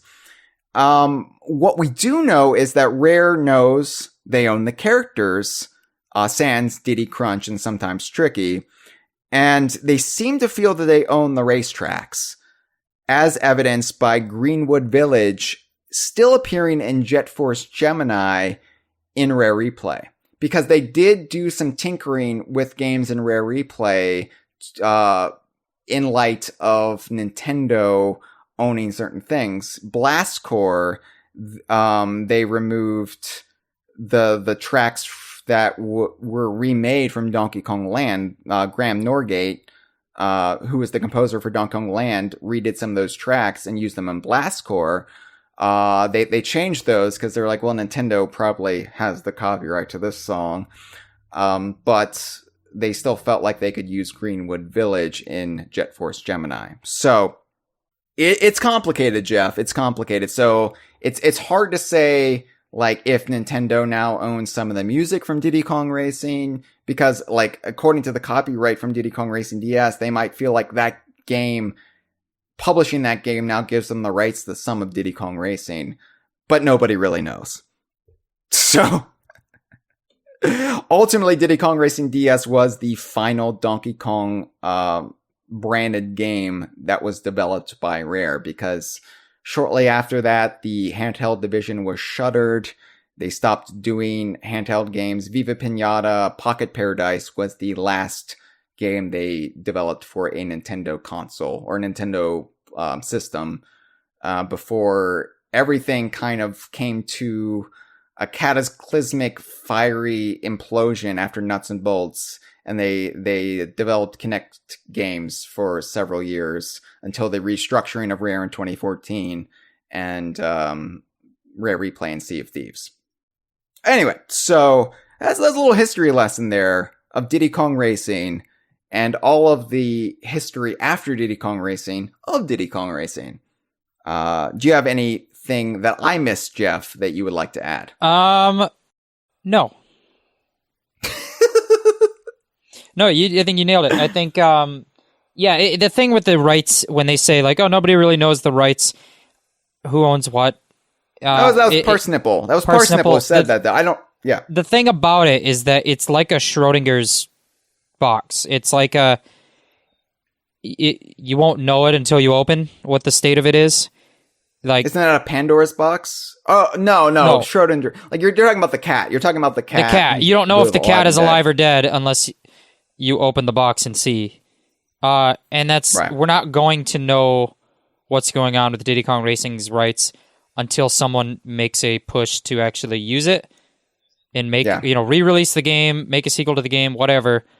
And it's the kind of thing where that very fact that nobody's quite sure where it stands is what is preventing them really from touching it. It's just like, do we want to put this on the virtual console? Because if we want to, it means we're going to have to talk to a lot of lawyers for a while, and maybe we just don't even try. Like, maybe it would be easy. Maybe both sides would be super amicable and be like, yeah, you could do it, let's do it. Maybe not. We'll probably talk a little more about this later, but I just think it's the kind of thing of where the nature of it is what is dissuading anyone from trying. But yeah. I can tell you, and this might be a little bit of a spoiler, but fellow Virginian Vince Gilligan, creator of Breaking Bad and co-creator of Better Call Saul, he told me that the plot of Better Call Saul's upcoming final season will revolve, because it takes place in like 2006. It will revolve around Kim Wexler trying to figure out the rights to Diddy Kong Racing so they can release the DS game. So that's a little spoiler for you. Dude, I didn't watch any of the seasons yet. You fuck. I've only seen season 1 and 2. Oh, sorry. Yeah, the show gets weird, but arguably better than Breaking Bad. We have some calls to take, and I want to check in with you. I want to check in with the live stream too, because they've been a buzzing like a zinger, which, by the way, zingers and buzzes were going to appear in Diddy Kong Pilot, and that's a segue somehow. So let's take our calls. Let's then check in with the live stream, and then let's give our final thoughts on what we would like to see happen with the Diddy Kong Racing brand to heal the fandom and also bridge this historical ignorance, this divide between the Play It Loud N64 era of Nintendo fandom and the fandom post buyout. So, all right, here we go. First call in the DK Vine hotline for this episode. Yo, what up, DK Vine? John Cassier here. I've been listening for a couple of years. This is my first time calling in. Had to call in just because I love Diddy Kong Racing so much. It's such a big part of my childhood. I remember playing it with my dad. My dad loved Diddy Kong Racing. Like me, my brother, and my sister, we would watch him play, and while he was trying to beat Wizpig, we would like sing along to the music and like annoy the crap out of him, like distract him from playing. It was just such a great childhood memory. But the one thing I love about Diddy Kong Racing, I like to think if we got this game today, like it would be insane how much Rare fans would obsess over it. Like if we today, like let's pretend that Diddy Kong Racing never got made back in the day. If we today got Diddy Kong Racing, like a random kart racer with Diddy Kong, Banjo, and Conquer, and all these other cool characters, like we would go insane over it. It's so crazy to think in retrospect that this game exists. I love it. I love the music. David Wise, obviously a genius. I remember reading back in the day that if you smash into a wall with Banjo, you could hear Kazooie from inside the backpack. I don't think that's true, but that's like, I read that somewhere as a kid. And so I spent like a good 10 minutes as a kid just ramming Banjo into this wall. Just a poor guy. He's getting hit in the wall just so I could hear Kazooie. And I don't think I ever heard her, but it's such a great kart racer, and you know it often gets compared to Mario 64 or Mario Kart 64. And you know it's a fair comparison. But everyone says it's better, and I agree with that. But everyone always says it's better because of the adventure aspect, because there's the hub world and there's like a storyline between it, whereas Mario Kart is just a kart racer. There's no story behind it. It's just races. But I think even if you were to judge Diddy Kong Racing based on just the racing alone, like get the adventure part out of there and you just think about the tracks, I think the tracks and the kart racing element is so much better than Mario Kart 64. Even, I mean, you could, you know, argue just because they have the hover and they got the airplane that it's better, but I think even if you just with the races with the kart, if you compare those to the races in Mario Kart 64, Diddy Kong Racing still comes out on top. So it's just such an amazing, weird, rare game, and I'm so happy it exists. And yeah, I can't wait to hear you guys talk about it more. Thanks. Thank you for the call, John. Also, he's in our live stream right now. Hello. Getting you from both sides. Welcome. Yeah, you know, first of all, I never knew anybody tried to beat bomb with Banjo in Diddy Kong Racing. I did it quite a bit in Banjo Kazooie trying to figure out how to get the ice key, but I never knew anybody had any conspiracy theories about it with Diddy Kong Racing. That's interesting. That never heard that rumor. Not true, by the way. There is no Kazooie whatsoever in Diddy Kong Racing. But yeah, you know, you bring up the obvious comparisons with Mario Kart 64, and I alluded to it earlier this episode saying, you know, they were actually in development at the same time. It's a Bugs and Ants Life situation. But, you know, yeah, for the longest time, they were considered like, it was like the Coke or Pepsi of the N64. Are you a Mario Kart person? Are you a Diddy Kong Racing person? And it's weird for me, like, that Diddy Kong Racing won a lot of those arguments, but now has been forgotten about, while Mario Kart 64 is obviously remembered by virtue of constantly being re-released on the virtual consoles. Yeah, well, indeed, you know, we look at Diddy Kong Racing and we look at all the ways that back then Rare would take a game by Nintendo, a gameplay concept from Nintendo, and just kind of iterate on it and make their own take on it. You know, Donkey Kong Country is the side-scrolling platformer, Diddy Kong Racing is a kart racer, Banjo Kazooie, the collectathon platformer. Starfox Adventures is the Zelda style adventure game, ocarina type game. And, there's another game that actually did that. If you look at Diddy Kong Racing is like a Rare looking at Super Mario Kart and being like, okay, we're gonna evolve that. We're gonna make our own take on that. In 1999, a game came out called Crash Team Racing, which okay, sorry. I lost the pool because I thought you were gonna bring up Crash Team Racing in the first hour, and the fact that it didn't happen till now means I'm out the $500. No, I wasn't probably gonna mention it much, except that you wrote into the show notes that I would mention it. And so now I felt obligated. Oh, okay. So anyway, that was the $500 that I was going to use to buy TT and Sea of Thieves. So, Andy Preston, you can wait to put him in the game. I don't have the money. But it just goes to show the impact of Diddy Kong Racing at the time is that when PlayStation and Naughty Dog, which is the developers of the Crash Bandicoot franchise on the PlayStation, Crash Bandicoot was their mascot. And when they set out to make a mascot racer, to be their version of Mario Kart, they actually were not trying to copy Mario Kart. They, from day one, they actually recreated, I want to say it was Crescent Isle.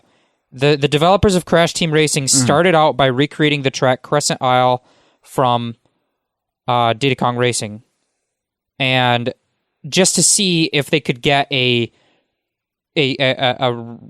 kart racing track working in the PlayStation and in an engine, and then they built Crash Team Racing out of that. And so to show how big Diddy Kong Racing was in the moment in time, the mascot racer of the PlayStation, Crash Team Racing, was built as an answer to Diddy Kong Racing, not as a answer to Mario Kart 64. And in fact, that game, Crash Team Racing, has an adventure mode with an overworld. You drive around the overworld and enter levels, and it's got the same kind of things. Like, you've got racing challenges, but then you've got go through the level and find the hidden coins and beat the race, and time trial, all these little things.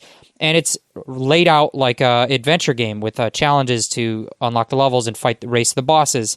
And it's basically hugely inspired by Diddy Kong Racing. And so it's disappointing that we didn't get that back and forth of Naughty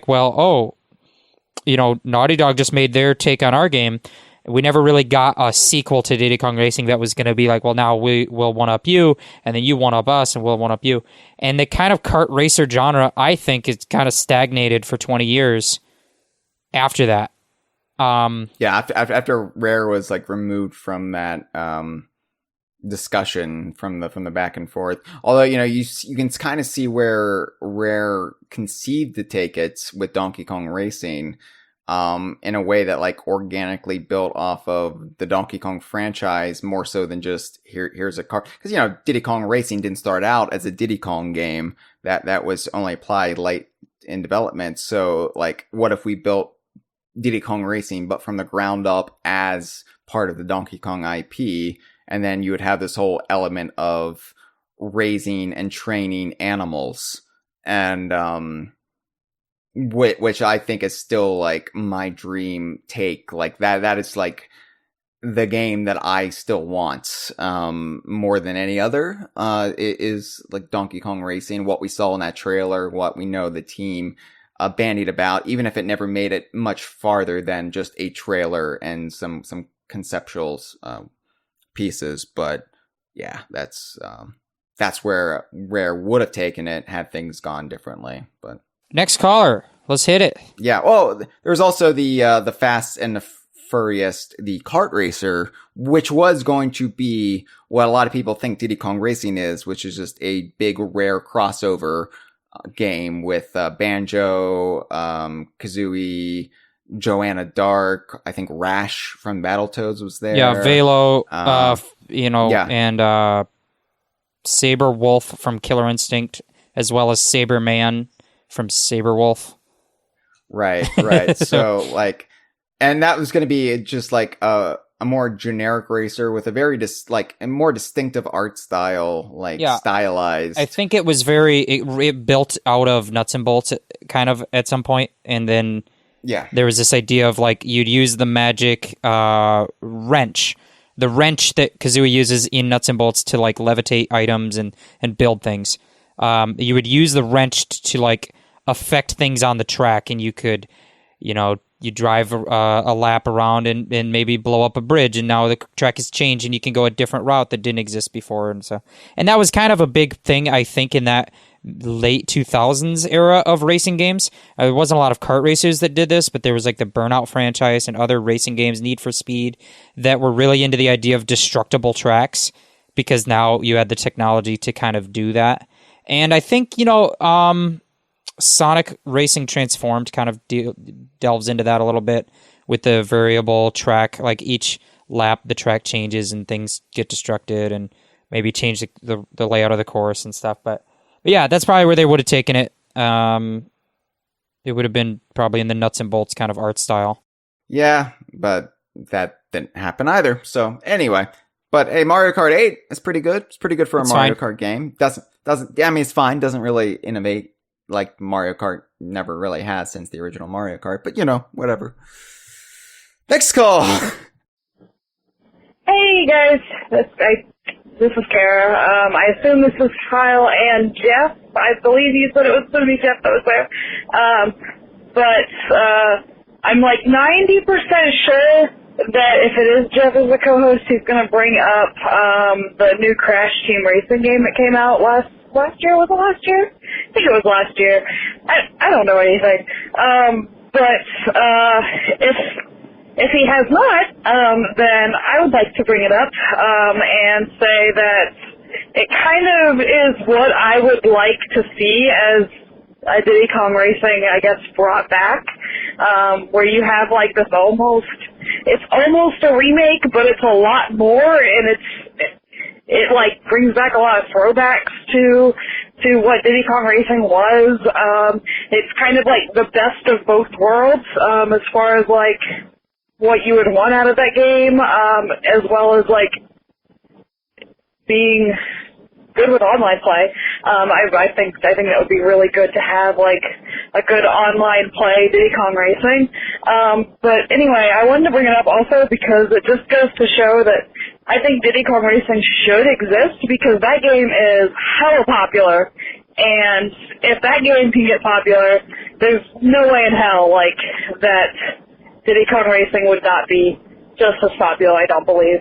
But anyway, if you guys had already discussed that, whoops, I'm sorry. I guess, what else I could say to bring into conversation if you guys have, I don't know. Think about TT as being a realistic stopwatch. That's weird. Okay, bye. Thank you for the call, Kara. Yeah, so I actually didn't. See, I'm not the only one. I actually didn't mention the new Crash Team Racing. So, but now I will. Please do. The new Crash Team Racing came out last year, and it's called Crash Team Racing Nitro Fueled, and it is essentially a remake, an enhanced remake of the original from 1999. It's got all of the same characters and courses, but like in very updated graphics, and the gameplay is basically 100% preserved. I think that there's minor tweaks here and there of like where they fixed a bug, or maybe the physics are only 99.5% identical, so you could make a scenario where you can put them side by side and you might see something slightly different in the new, but it's essentially, it feels identical to someone who grew up with the original game. And it's basically just an identical new remake with the HD code of freshly remodeled.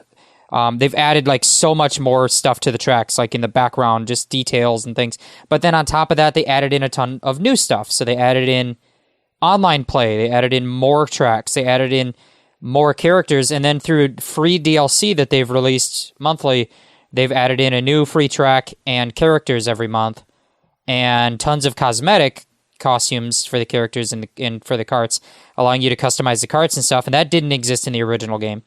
And now they're up to like over 50 playable characters, because they just keep adding in really obscure Crash Bandicoot characters as playable.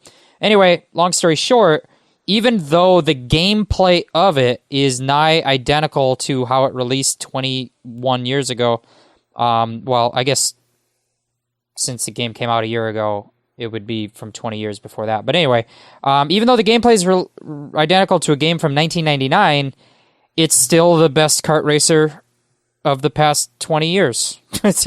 They haven't beat it yet. I love Sonic Racing Transformed.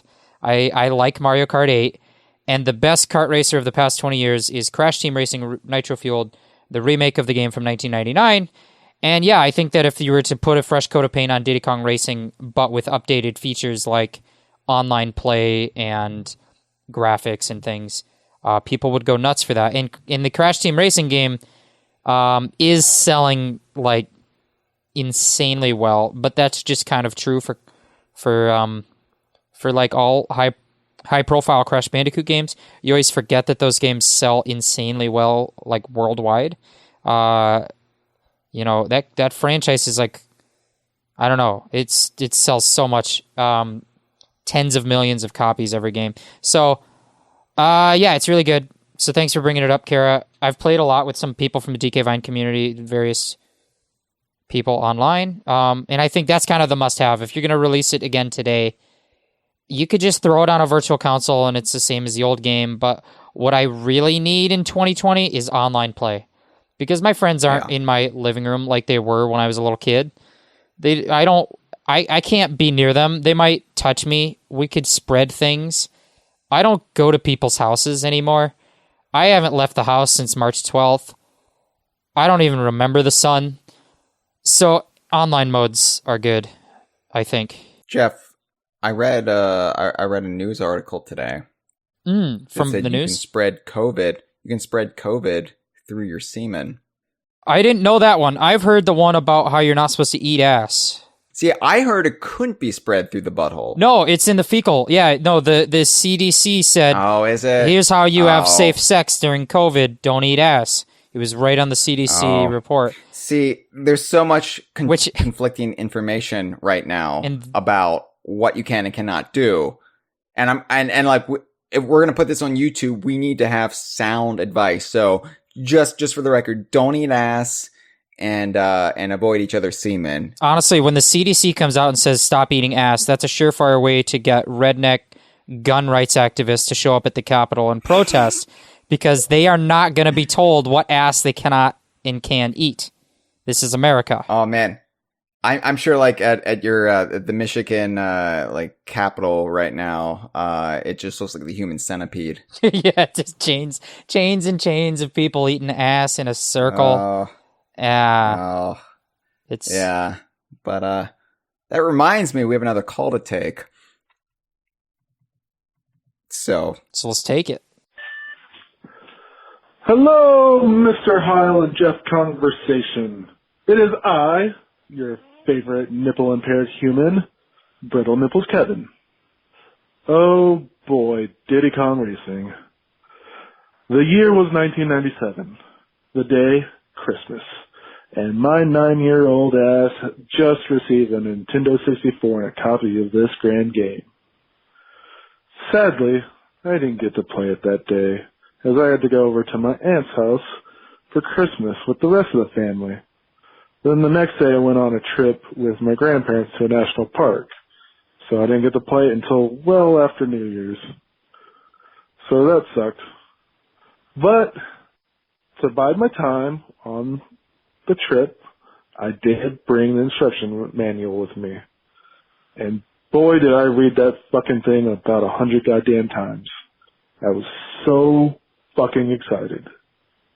I remember all I ever wanted to do was play his drumstick, thinking he was going to be the best character ever!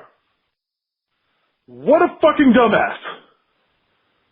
But man, I fucking love that game. Never understood how people preferred Mario Kart over it. Anyways, it's time for Diddy Kong Racing for Wii U to come out, or whatever the fuck the name was that it was supposed to be when you started this podcast all those long years ago. I still believe in you, Kevin Callahan. Don't let us Kevin's down. Well, as for a question, what is the thing you least like about the game, and why did you choose the Silver Coin Challenge? Bye. Love you. Thank you, Brittle Nipples Kevin, for calling in as usual. Thank you always. I love the Silver Coin Challenge. I don't have a problem with the Silver Coin Challenge. I think the Silver Coin Challenge added replayability. It gave you a new way to approach each track. I like it. It was hard. I don't know. Something about the way you worded that sentence. It just sounded like you were, and don't be offended, but it sounded like Donald Trump trying to defend himself. He's like, I love Silver Coin Challenge. It's a fabulous challenge. It's a fantastic challenge. It's tremendous. I got no problem with the Silver Coin Challenge. We got the smartest Silver Coin Challenge in the world. And that's like Silver the Coin Challenge does a tremendous number on the lungs. Just get it in there. No, I like the Silver Coin Challenge. I would say that the worst aspect of Diddy Kong Racing was a bug that would cause some of your time trial scores to, and this was at least on the first release of the cartridge. They might have corrected this in like the 1.1 whatever cartridge, but it would sometimes delete your time trial scores arbitrarily. You would boot up the game and they're gone. But only like part of them. Like you'd still have your car best time, but you would lose your hovercraft and plane best times, which is really aggravating. Because I had to redo all those then, and I did them. But yeah, that's my least favorite aspect of Diddy Kong Racing. That little bug right there. I don't really have a least favorite aspect. Yeah. You know, it's like, how many video games are there that you have nothing bad to say about? You know, there's not many. I guess yours is a really good one. That's a good one, a good example, except that I never had that problem before, so I can't really use it as my example. I don't know, maybe Taj having a kind of racially problematic cartoon voice. Maybe that's a fault. Yeah, that's I guess. Yeah, and this was, you know, I'm not trying to make excuses for it just because it's a rare game and because it's a game I love, but 1997, you know, this was we weren't that forward thinking at the time. We being society, you know, this was still like the height of, Apu is a very progressive character on The Simpsons. Like, it wasn't viewed as problematic that a white dude voiced him in a very stereotypical accent, you know. It wasn't until recent years where we collectively, like the broader culture, began to have a discussion about that. Well, and the 90s were very, we in the 90s, we loved the 80s. That was the main thing about the 90s. And we still loved Short Circuit. The main thing. Short Circuit was great, and we loved it still. And we didn't have a problem yet because the fact that there was Indian blackface in that film. Because we were distracted by that scene where Johnny Five learns what it means to die. That really affected us all as children. So we weren't talking about the blackface. We were talking about, you know, the innocence, the death of innocence. They did change it in Diddy Kong Racing DS, which was controversial at the time because I was like, I hate Taj's new voice. I think, were it to happen today, it would be viewed more favorably, obviously. But it like a decade later, Rare was like, "Oh yeah, that's problematic. Let's change it." So I mean, more power to them for doing that.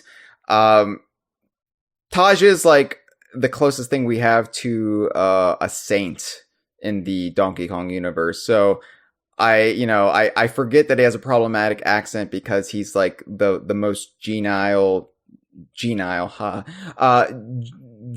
like he's so friendly and he's like a friend to all creatures, and so like Apu, I think they got away with it for so long because Apu is like the best character on The Simpsons as far as like he's the best human being. He's not a piece of shit. So the fact that it's a problematic voice, it kind of like was overlooked for a long time because the character was so well done. It just sucks that it was presumably a white person doing such a stereotypical cartoonish accent, but live and learn, right? Yeah. Upwards and onwards. I want to see Taj come back and give him his Diddy Kong Racing DS voice, or have an actual Indian person voice him and like tone it way the fuck down, unless that's their actual voice, and then go for it. But like broadcast what you're doing. So, yeah. Yeah. All right. We have another call. Thank you for the call, Nips. Always appreciate it. Hey guys, this is Rick. Just wanted to call in and say that Diddy Kong Racing is the best racing game of all time. The best! Diddy Kong proves it once again why he's a hero. He proved it in DKC 2, and he proves it again by being better than Mario, by having a better kart racer. You can't fuck with it. You can't fuck with it. So thanks guys, and I look forward to listening to this conversation. Bye. Have a great one. Man, self-isolation is hitting us all in different ways. Yeah, I announced I'd do a Diddy Kong Racing episode, right? That we'll be talking about Diddy Kong Racing. I didn't realize it would inspire such rage in people. You can't fuck with it. Rage in the positive sense. And you can't fuck with it. No. Thanks, Rick. I think that Diddy Kong did prove he was better than Mario with Diddy Kong Racing, but he already proved that with Donkey Kong Country 2, because Mario famously could only collect 39 hero coins, and Diddy collected all of them. So why Mario didn't just kill himself then and there, I'll never know, because that was the greatest shame. Now Link, on the other hand, Link only collected 19 hero coins, which is why that I believe that was the Link to the Past Link. That's why you stopped seeing him after that. He went off into the woods and never returned. And then they brought in the Ocarina of Time Link to be the main Link for a few years because Diddy Kong just showed up that loser. Video games, and the nerds that love them. So let's check in with the live stream chat. And, there's links in here. What is this? I think it was maybe the CDC guidelines about eating ass. So Gibbon helpfully linked to, now this is the New York City Health Department. Okay. So, what do they know? So I will read a little bit of this because this is good advice to have. It says, sex and coronavirus disease 2019, parentheses, COVID-19. All New Yorkers should stay home and minimize contact with others to reduce the spread of COVID-19. I think that applies to everyone, not just New Yorkers. But it says, can you have sex? So here are some tips for how to enjoy sex and to avoid spreading COVID-19. It says we still have a lot to learn about COVID-19 and sex. But it says COVID-19 has been found in feces of people who are infected with the virus. Now at this point in time, it says COVID-19 has not yet been found in semen or vaginal fluid, but they just found it in the semen, Jeff. I'm telling ya, update your knowledge banks, cause, it's floating in it. It's gonna get you. And it says the virus can spread through direct contact with their saliva or mucus. So, it says, you are your safest sex partner. Masturbation will not spread COVID-19, especially if you wash your hands and any sex toys with soap and water for at least 20 seconds before and after sex. If you touch yourself and then touch your face, you could give yourself COVID-19. Not supposed to touch your face. Right. If your genitals have it, but you have not yet contracted it, don't touch your face. Well, don't rub your genitals on like doorknobs and bus seats and stuff. And really, this is good advice for any day. And then touch your pandemic face. Pandemic or no, you should not be rubbing them on any public. This really seems like you're trying to stomp on my rights as an American. Oh, I'm sorry, Mr. Michigander. I'm sorry. I have rights, Hyle. I'm a human. I'm gonna tweet right now. Liberate Jeff's genitals. There we go. So anyway, good advice to have. Thank you, Gibbon. I feel like we're educating, we're informing. The people come for the Diddy Kong Racing. They leave with sex-safe tips also, in the age of Corona. If you do it doggy style, they can't cough in your mouth. I mean, that's true. That's true. Unless, you have a flexible neck. So, true. Also, just perusing the live stream chat, Red Crested Breagle in the chat pointed out when Breagle, we were talking about the complicated rights issues of who owns what in Diddy Kong Racing. And Breagle pointed out Drumstick is actually owned by Capcom, which is interesting and incorrect. But you too you could pollute our stream chat with lies if you just join the DK Vine Patreon. You'd be able to tune in live with us for these conversations and say whatever kind of paying for that lies privilege. You want. Yeah, he has the privilege. Yeah, thank you for the lies. Thank you for the lies, Briegel. And I gave you that nice shout out earlier in the episode. I said you were the scholar when it came to the Diddy Kong Racing DS copyrights, and here you go, abusing that vaulted within his title rights. I gave you. Well within his rights. Give a shout out to Gothic Teddy Bear, who's been in the live stream as well. Gothic Teddy Bear. He says, I don't know what anything. He says he's changing his name to Human. I don't know what that's in reference to. It's probably to something. The aforementioned John, who called in, says Starfox Adventures was such a great game. I agree. I just listed my top 10 games of all time on Twitter, and Starfox Adventures was number 10, and I didn't care what people thought of me. So there you go. I didn't even have any Zelda games on there, Jeff, but I had Starfox Adventures. That's the kind of person I am, and I embrace who I am. I'm happy about Hyle Russell. Hyle Russell. IES. I don't care what the government says.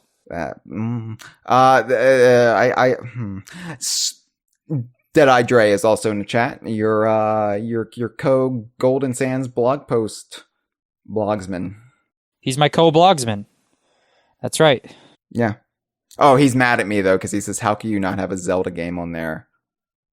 Well, yeah. I'm Hyle Russell of DK Vine, so I tend to for those who really care, for those of you who like really want to know what my list was, and it really shouldn't matter because we really need to wrap up this episode. You know, like this is isn't that an episode in and of itself? You ought to do a top 10 episode someday. We just did a top 10 episode, the top 10 happiest moments. No, I mean of your games, so that we don't have to do it right now. Fuck it. Starfox at number 10, Starfox Adventures. Number 9, Yooka-Laylee and the Impossible Lair. Number 8, Super Smash Bros. Ultimate. Number 7, Donkey Kong Country 3, Dixie Kong's Double Trouble. Number 6, Donkey Kong Country Tropical Freeze. Number 5, Diddy Kong Racing. It's relevant. Number 4, Grabbed by the Ghoulies. That's right, number 4 is Grabbed by the Ghoulies. Eat my ass once coronavirus is over. Number 3, Banjo Kazooie. Number 2, Sea of Thieves. And number 1, Donkey Kong Country 2, Diddy's Conquest. And mine is the exact same list, but in place of Starfox Adventures at number 10, I have, hold on a second, The Legend of Zelda: A Link to the Past. So there you go, fans. We got it. I mean, if you want to play a game with a loser who can only collect 19 hero coins, knock yourself out. I'm going to stick with the winners. So Hyle, we have dissected every angle of this. We sliced and diced. We have been through every fold of the asshole that is Diddy Kong Racing with our fingers, our tongues, everything. That's the sound it makes. Yep. And what do you think? If Diddy Kong Racing is to come back, if it's to return, what say you? Where are we at? What's our recourse? What's going on with that? Here's where I'm at. So, as I said on Twitter, I am agnostic about the Rare and Nintendo divide because I own all 3 Xboxes. The Xbox One is one of my favorite systems of all time. It's right up there with the Super Nintendo, the N64, and I'll say it, the Virtual Boy. Fight me. The Game Boy Advance. It's one of my most played systems. I love it. And wouldn't have thought that way back when it was first announced, but they really turned that around. And I'm fine with Banjo and Conquer being on the Xbox platform. You know, I'm fine with that. But I will say that I think they being Microsoft / Xbox Studios and Nintendo, they need to come to some sort of agreement because I think it's I don't want to say it's not fair because that makes it sound way too dramatic and way more like urgent than it actually is.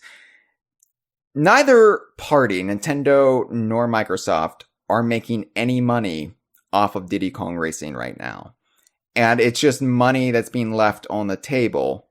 And I think it would go a long way if they came to some sort of agreement to put it on the Switch whenever the Switch gets Nintendo 64 games. Yeah, Banjo and Conker in it. Yeah, all these characters that Rare owns are in it. Yeah, Rare might own most of the game. They can still get a cut of it, but I think it's not going to hurt anybody if this Rare game, this game that is owned ostensibly by Microsoft, is on the Switch, because they can't put it on the Xbox One. They can't put it on Rare Replay. They didn't put it on Rare Replay. It's never going to be on Game Pass because Diddy Kong is in it.